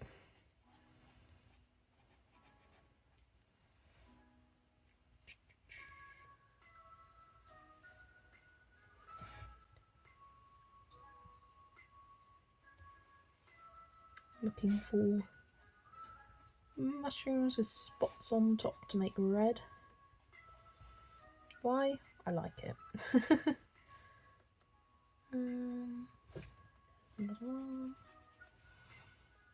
Because I like doing the spots white and making them look like, you know, those traditional toadstools. There's not too many on this page though, so I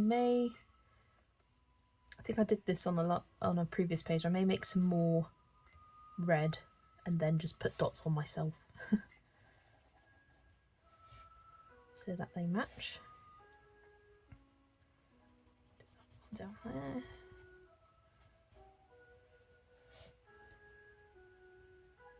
Thought they did ship worldwide. Going to investigate. She's on the hunt.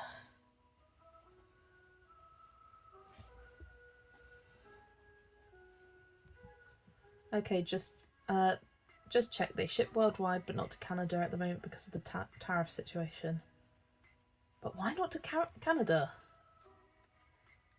Because Canada don't have. It's the US that have the tariffs. That's confusing.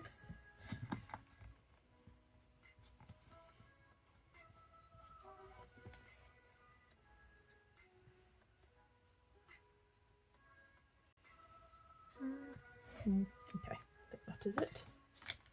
Doesn't say anything about not shipping to the US. Oh. I was very excited, Laura. Keep seeing people working in it. I was desperate to get my grubby mitts on it. Yeah, I keep seeing people doing pages and I'm like, oh, it looks so good. I've kind of avoided full flip throughs, and anytime someone shows it in a haul, I skip through. Like I've seen quick flips and I've seen people colouring in pages, like I can't avoid that. But like the full flip, I haven't seen yet. I do like to do that. When I know I'm getting a book, I like to avoid full flip throughs for ones I know I'm getting. Or I'll watch the first like 3 pages and I'll go, yep, love that, exit out. Know I'm going to buy it and leave the rest as a surprise. Just to be sure. I mean, most of the time I do like seeing full flip throughs before I buy things, just to make sure, but there are certain books by certain artists that I love. Like Maria Troll has done like an overview of some of the pages of her new Seasons book. I think it looks lovely. I really like it. I'd love to hear your guys' thoughts on the new. Have you seen it? In fact, let me get it up on Instagram. Lindsay, an online artist from Lindsay the Frugal Crafter here on YouTube, has already got the 72 Derwent drawing pencils in the tin, probably directly from Derwent themselves. Yeah, I'd reckon so. This is what it says. Due to tariff restrictions, we are unable to deliver to Canada at this time. Please inquire about your Derwent products at your local retailer. Interesting. Are you talking about a certain item from Derwent? I live in the US and have a lot of Derwent products. Tomorrow we're talking about the Derwent UK site and the build your own tin that they do on there. first time I've ever joined a live stream and you find out loads of stuff, spot on. That's no problem, Joe. Like, I like to go on tangents in these videos because I think it's fun to talk about lots of different things whilst colouring. It does mean I colour quite slowly compared to normal, but it's fun to go on our tangents. Right, let me find Maria Troll and get that little reel up for you. Yes, here it is.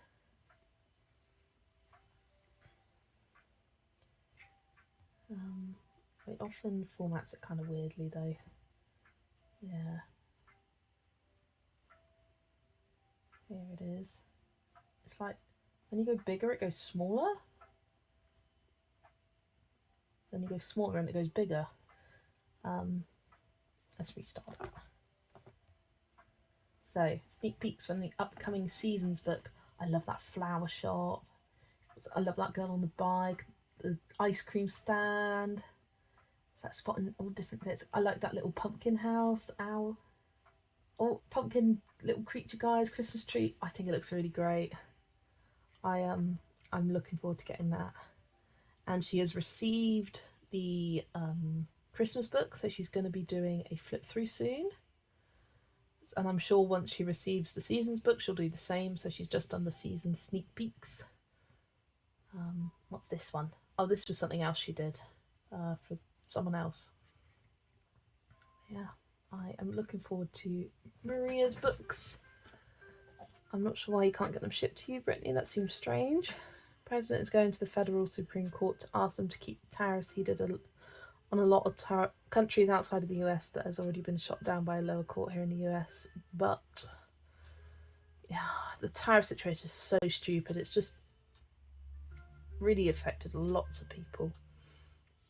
I can't wait to get my hands on that one too, Jess. I saw some of the pages and they are beautiful. They really are. All the kind people are here. Colouring with Kay is missing. Zoe, Jess and Kay always touch my heart with their general kindness. Oh, thank you, Tamara. That really puts a smile on my face. It always does when people say that they enjoy watching my videos and my channel. It really does brighten my day, and it makes it all worth it. It really does. Kay is a lovely person. I was feeling really sad for her. Colouring updates. I need to put a comment on it. Just need to figure out what I want to say to her, because she was feeling a bit downhearted about the YouTube performance.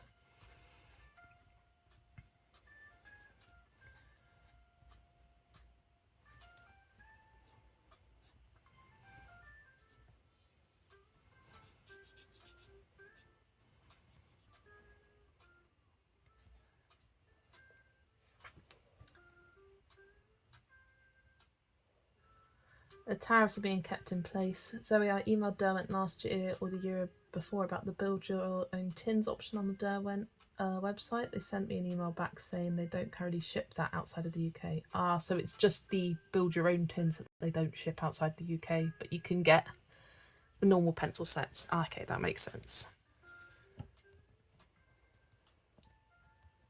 I was feeling sad for Kay too, bless her. She's just got in her own head, I think. It happens and it's awful. I'm a massive overthinker. It's really hard because you start this channel and we do it to share and interact with people, and no matter what you say to yourself, like I really genuinely do not care about the numbers, but every now and then I'll look at a video's performance and think, why didn't that do well? Like, it doesn't affect what I make. Like, I think I did my rank and rate for Morgan O'Brien and it ranked really lowly in my kind of ranking of videos, and I was just like, why didn't that do very well? Like, Morgan O'Brien's great.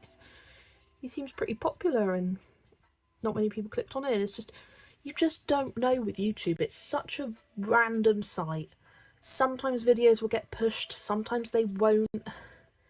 And this ranking that they do on YouTube Studio, I think you've got to understand that not every video is going to be number one. You can't keep being better than your old video. Like, there's going to be videos which come number 10, and that's okay. I know whenever I do flip throughs of books, they usually rank very lowly, but I know that they're really useful resources to have. for people, especially for more unique books. Like I did one on the Cozy Tarot Witch colouring book. I flipped through it, that didn't exist on the internet before. So I knew I wanted to get that out, knew it wouldn't perform well, and that's fine. But yeah, I can imagine knowing that usually the completed pages, it's number 1 or number 2 instantly. And to see that come like 4 or 5, I can imagine that's really disheartening. And you think, what have I done wrong? What is different? And the worst thing is, Kay hasn't done anything wrong. She hasn't done anything differently. It's just YouTube being YouTube and it being weird. And sometimes videos perform really, really well and you get a really good amount of views. Sometimes it doesn't. Like, sometimes it just hits the algorithm hotspot and other times it doesn't, and it doesn't seem to get much traction. But as long as you enjoy what you create, and for me it's about the comments more than anything. I feel sad if I don't get very many comments on a video. That's the thing that brings me down. I prefer having a bunch of comments to reply to than anything else. So if I only had a couple on a video, I'm like, oh, why is no one commenting on this one? Just because the comments bring me so much joy. But yeah, it is hard doing something like this, especially I think in the colouring community, where I don't think any of us have started YouTube with the incentive of, I want to make this a career, I want to build this to earn a lot of money, sort of thing, because that's not realistic in the colouring community. It just isn't. It's not big enough. We're a nice small cozy community. There's not too many of us in it, like in total, like consuming YouTube. So we all start off, I think, in the same position where we want to connect with others, we want to share our work with others, and we want to share the joy. But you still get bogged down by those numbers, and I don't think really anything anyone can say can change your mindset on it, really. If you feel disappointed, you feel disappointed. And that's okay. You can feel disappointment. You can feel like confused as to why something hasn't performed so well, and that's okay. Just don't let it define you. Don't let it control you. Let yourself feel those feelings and move on to the next video, and just keep enjoying what you're making. As long as you enjoy what you're making, that is the main thing. And that is the thing that I've always stood by. Create the content that you'd want to consume yourself, because you'll always have an audience that way, and you'll always find your people.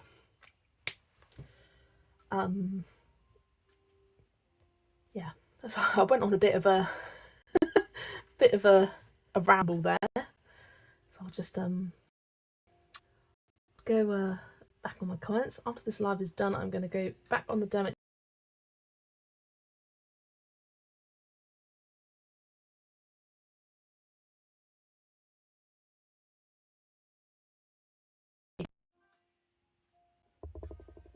I'm so sorry, I don't know what's happened to my camera.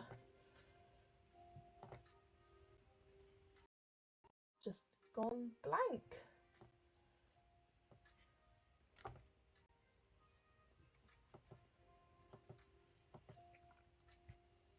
Why has it gone blank? I'm so sorry, guys. Let me just...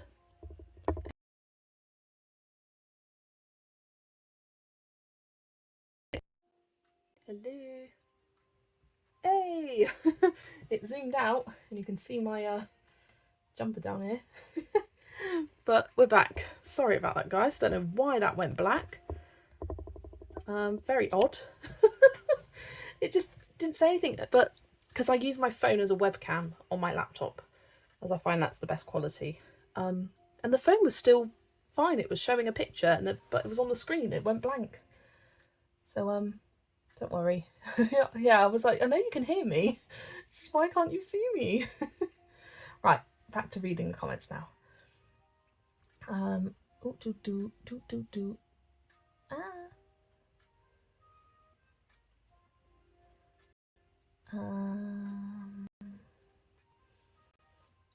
Right, after this live is done, I'm going to get back on the Dermot UK website to send them an email and ask them why they don't ship the build your own tin options on the website, on the Dermot UK website, to other countries. Yeah, definitely let us know the outcome. Yeah, she was so unsure of herself in her last video. I mean, Kay's so talented, and it's always really heartwarming to go down to the comments section and read everyone's lovely comments about people, because she does deserve all the love. She's such a lovely person, and she has gone through some tough times recently, and we all do really think of her. Totally have that problem, overthinking on the channel and videos. You must have to have a thick skin. Luckily, the colouring community is one of the kinder communities, I feel, based on 3 months impression. Yeah, you do get the occasional troll, but really, really, really, it is occasional. It is like, I barely get a negative comment, which I'm very, very grateful for. Mainly it's about over-consumerism and buying too many things, which I don't care. Leave me alone. Let me buy what I want to buy. I let that go over my head. But yeah, it is a nice community. You don't really get anyone saying hateful things, which is definitely appreciated and makes the community really nice and cozy and accepting to lots of people.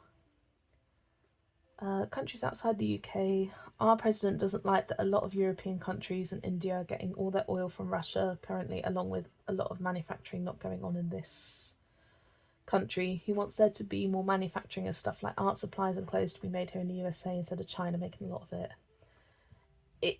It's funny because I was having this conversation with my mum, and his idea for the tariffs thing and the trying to have more made in the USA products, it's a fine idea. He's just implemented it terribly, and the way he's doing it isn't necessarily deferring people from trying to buy US made stuff. Maybe instead of that, introduce a discount on shipping within the US, make it cheaper, rather than making anything imported more expensive, because the people it's losing out on are the consumers, the everyday person, and small businesses. They are the ones that are hurting with this tariff situation, and the tariff situation is ridiculous. $200 to just get a parcel from Canada is insane, because I've been keeping up to date with it on Baby J's channel. You make more comments from now on. I mean, there's no expectation for you to comment. It just brighten my day. I love reading comments. I read them all. I reply to them all. I always enjoy reading them. Check my DMs. I will check the DMs.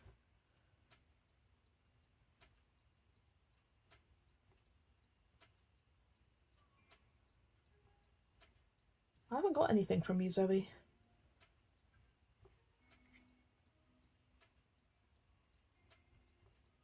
On Instagram, I haven't got a message from you. Hi Steph, first time catching you live. You're from New Zealand. Ooh, hello from tomorrow. Steph is in the future. Hope you're doing well. Thanks for joining. Oh, thanks for joining as a member tomorrow. That is so exciting. Hope you enjoy the colour along videos. There was one uploaded just a few days ago, and I'm currently thinking about my next one. Hopefully we'll film it soon. I don't know when. Paulina's going to bed. Good night. Good night, Paulina. You take care. Have really good sleep. Michelle, it is a really small community, and I feel like we are all friends who share joy and not pressure, because many of us do colouring for relief. Exactly. It is such a lovely community. Yoo-hoo, I just joined your channel, I guess you say. Never mind about DMs. Okay, Zoe. No worries. I'm nearly 50 and I'll spend my money on what I want. At my age and with the love of Lurpak, I could kick the bucket. So I don't know why that made me laugh so much. At my age and the love of Lurpak, I could kick the bucket tomorrow, so I'm buying all the pencils. You go ahead. You go ahead, Joe. Buy all the pencils you want, all the books you want. You work to earn your money. Spend it however you like. Some people spend it on cigarettes, drugs, alcohol. I spend mine on books, pencils, pens. I love my life. I'm happy with it. I'm not struggling. I can spend £100 on a set of pencils if I want to. It's my money and I spend it how I want to. Right, let's move on to my colours. My brain forgot to come back after I drove back. Your brain was still in the car. Amanda, welcome back. Oh dear. Right, what am I doing now? Colours. I would like to get this bait. Oh gosh, it's 10:15. I don't know if I will get this based. I'll try my best. I can hear rummaging downstairs. I think my parents are coming up to bed soon, so that will be my cue to stop. Oh, I've been chatting a lot tonight. Chatting about some random things. Lots of ranting. Lots of good discussions with you all, which is always fun, and that's what I love about streams. Being able to colour, chat. It's a more kind of direct, immediate way of interacting with you all, which is great. Because I do reply to all the comments, but I can be slow. It can take me a couple of days because, as I said, I love receiving comments and I love reading comments. But I don't know about other creators. I sometimes find them overwhelming and I need to be in the right headspace to reply to them. I sometimes I'll open them and I'll usually open them daily and read them and they'll make me smile and I'll go, okay, I'll reply to it later when I'm sort of more awake or more ready to reply, or I've got some free time where I can just sit down and reply to a bunch. And just kind of do it in batches like that. I find that's just a bit more manageable for me personally. At least spending on colouring is not destructive to other people. Oh, exactly. When do you usually go live? Art Junkie is usually a Wednesday and a Friday at 7:30 PM BST. It was a little bit later tonight because I was eating my dinner and watching some Bake Off, catching up. But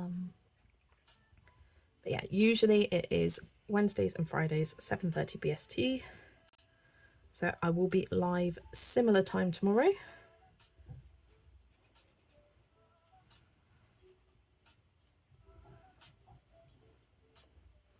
And then I do the occasional bonus stream. Say if someone who usually streams isn't streaming, I'll sometimes jump in there. But that's not a guarantee. But yeah, Wednesdays and Fridays are my usual days. And I do tend to stick to it. Just yesterday, I was not feeling it. So I didn't. Didn't really have a reason. I just wasn't feeling it. I was feeling all right.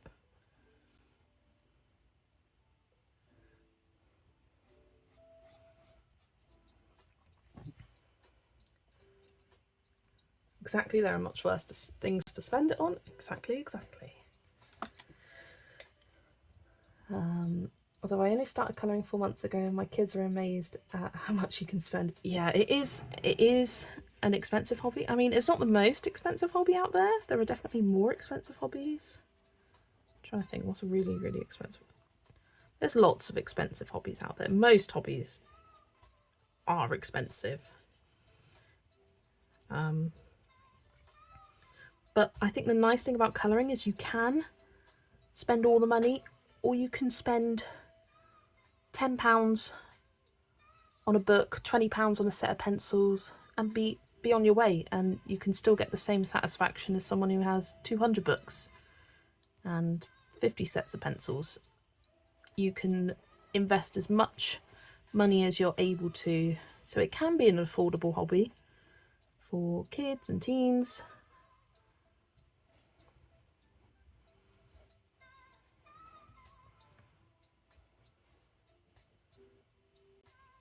It's destructive to my partner's bank account. Oh dear. Wednesday, Friday, 7:30 BSTK. There we go. Yep. And I do try and schedule it a few hours before. I'm bad though.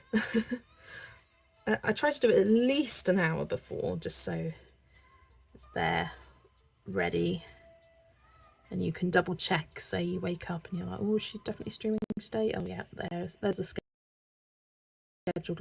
But today I wasn't necessarily planning on it, so I just did it literally right before I went live.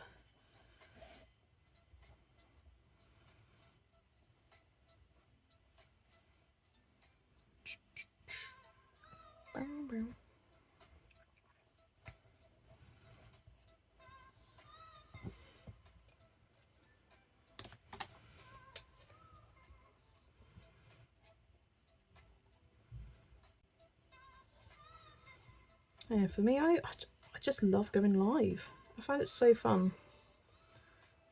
I can get a nice chunk of colouring done with you all, chat with you all, it's fun. I don't feel stressed. Like, I feel like there's a lot of pressure when I do my colour alongs to like think of things to talk about just by yourself, whereas if you've got a chat next to you, it's easy to talk because you're responding to people's comments, you're reading the comments, you're commenting on the comments. Whereas when you're doing a colour along, you kind of just got to think of things to say on your own or talk about what you're colouring. So that's why I only commit to my membership ones and I don't really do any others, and instead I do lives, which you can watch back as colour alongs if you want to. If you lives aren't your thing, or I know there's several people who are in the rewatch crew, so if you are for this video, hi rewatch crew, I appreciate you. And it is nice, always nice to see your comments after the fact.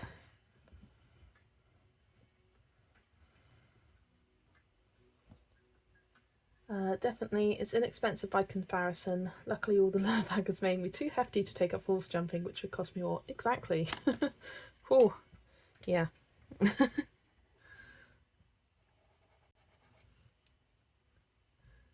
Horse jumping, anything equestrian, for that is an expensive hobby.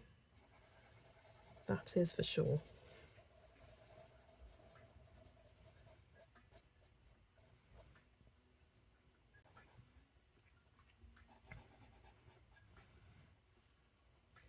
Thankfully my kids are adults, so generally my money is my own, lol. Fair enough.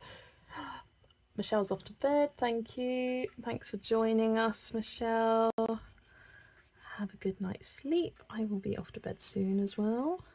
I did have a nap earlier today, so I'm not feeling too tired, as I've been up since 6:30 this morning for work.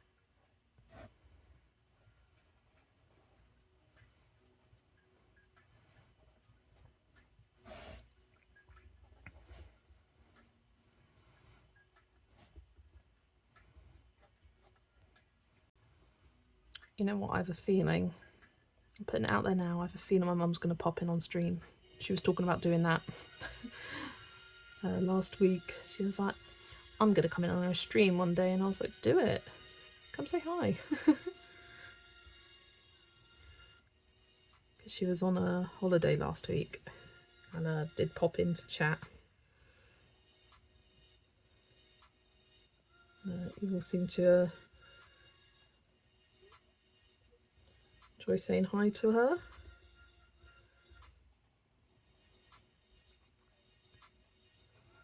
She complained about how slow I was being. Said she watched an entire film and I still hadn't finished colouring a vase. I was like, look, I was doing other things. I'm chatting. I'm going on side tangents and looking things up.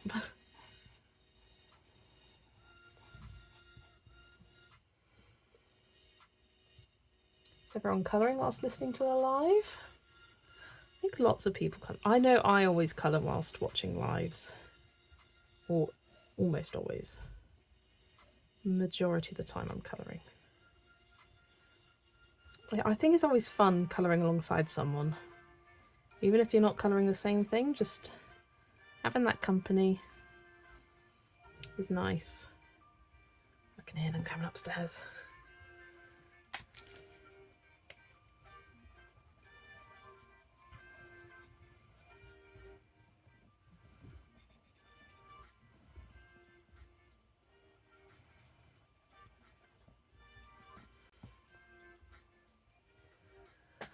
I am and enjoy it. Usually it's the replay, so it makes a nice change to catch it live at 9:24 AM Friday morning. Yeah, that's nice. Nice way to start your day with a bit of colouring, nice chill vibes. I love watching Erica at Elm Colours Weekend Whips on a Saturday morning. Now that's become a lot of our routines here in the YouTube community to watch our weekend whips as we start our weekend.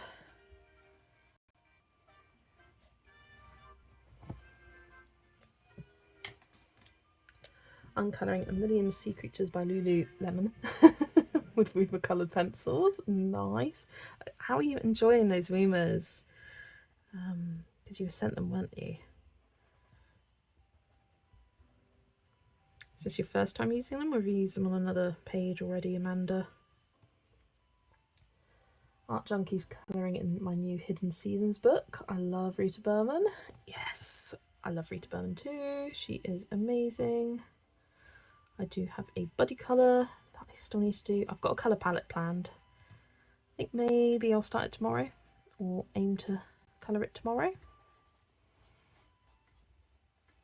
Sometimes I need to just set myself little colouring goals, like, okay, today I want to get some of this coloured, which for me helps when I've got a lot of buddy colours, because it can be overwhelming looking at a whole big list of buddy colours and going, where do I start? Just break it down, go one at a time, and by the end of the month you'll be there. Looking at a big long list is overwhelming. Just tackle one page at a time, that's all you can do. Or sometimes I'll start a bunch of pages.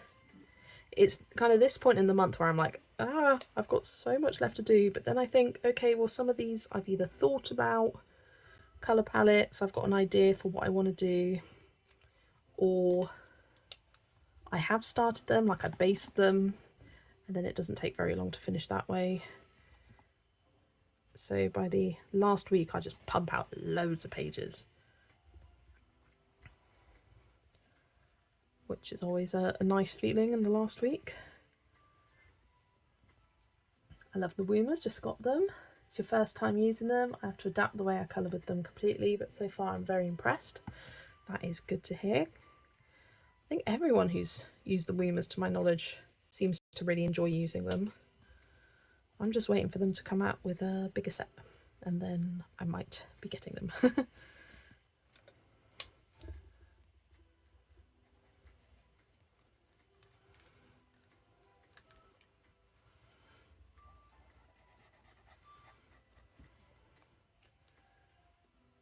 Right, I think I am getting to the point where I am going to be wrapping up, guys.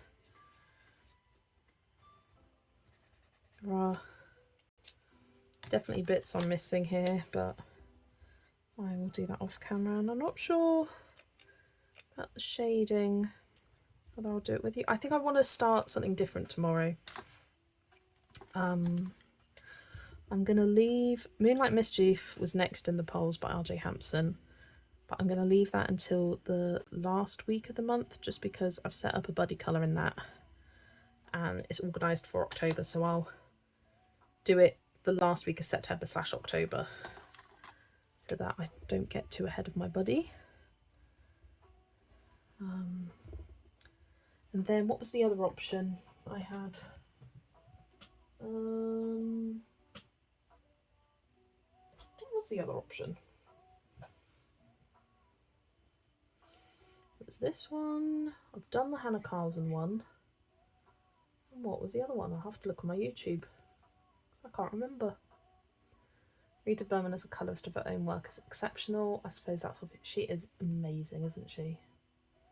Like, the way she uses colour is just wow.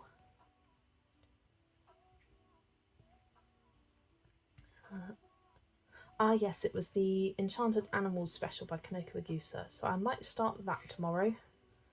Pick out some colours and go from there.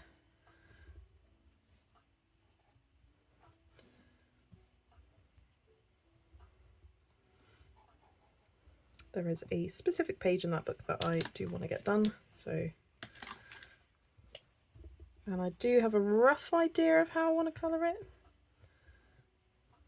I have a feeling it might be a bit of a quick one, but we'll see.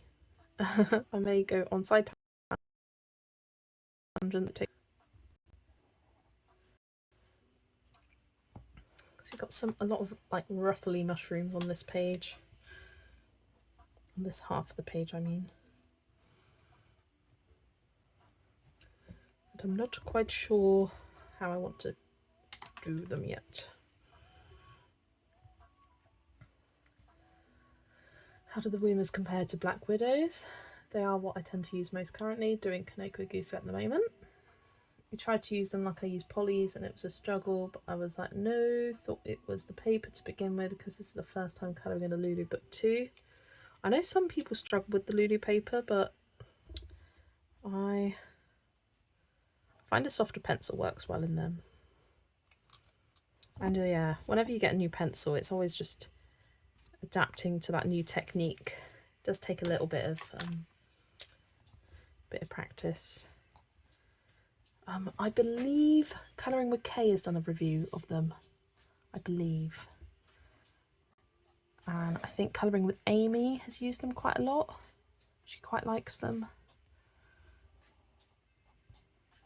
If anyone knows of any other colourists that have done reviews of the Woomer pencils, I'm sure if you search Woomer pencil review, a bunch will pop up.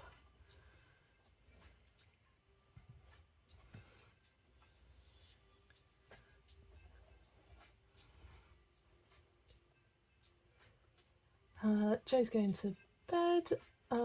Thoroughly enjoyed the company of yours. Such a difference to your colouring evening. Colour with Claire's review. There you go. Yeah, thanks for joining us, Joe, at Piggy Pens. Lovely to have you with us.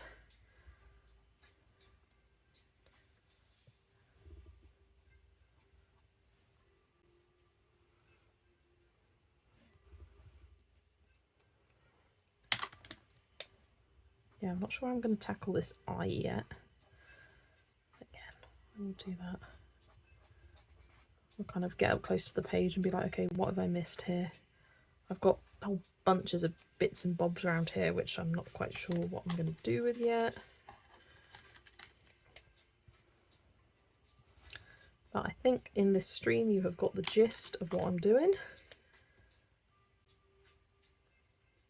And follow along once you get this book. I know a few people say that they've got it on pre-order and they're really looking forward to receiving it. Right, oh, one more, just there. Right, I am going to leave it here and I'm putting the pencils down and I'm moving away because I don't want to, I'm not even looking at the page, I'm looking at the screen because I don't want to pick up the pencils again and get distracted. But yeah, it's a really fun, like, autumnal colour palette. It is turning out just like I wanted it to. I still have this little dino down here to do, or the background to think about, but I have no idea what I want to do for that because we've got some like sketchy mushroom lines in the background here. I think that would look kind of good with just like a soft pastel, like, bit of colour. I don't know though. I will get there when I get there. But yeah, I am going to wrap up here. Thank you so much for joining me, everyone, and for everyone chatting along with me. It has been a lot of fun. I'm glad I did this extra stream with you all tonight. Looks great so far. Already did quite a bit. Yeah, that's the power of using markers to base. It does make things go by nice and quick. But yeah, join me back tomorrow, same-ish time, 7:30 p.m. BST, and I think I will be doing a page in Kanoko Agusa's Enchanted Animals, so I'm looking forward to getting that one done. It'll be a bit of a different vibe to this. Yeah, I think if I colour this too much, I will get bored of it. I need to really spread it out. I'm thinking of spreading it out over September and October, just so I don't get burnt out with all these mushrooms. Because I want to enjoy the process of this page, and so far I have enjoyed it. But yeah, thanks everyone. I hope you all have a good rest of your day, good rest of your evening, good rest of your night. Hope you all sleep well tonight, and I will see you in the next one. Bye everyone.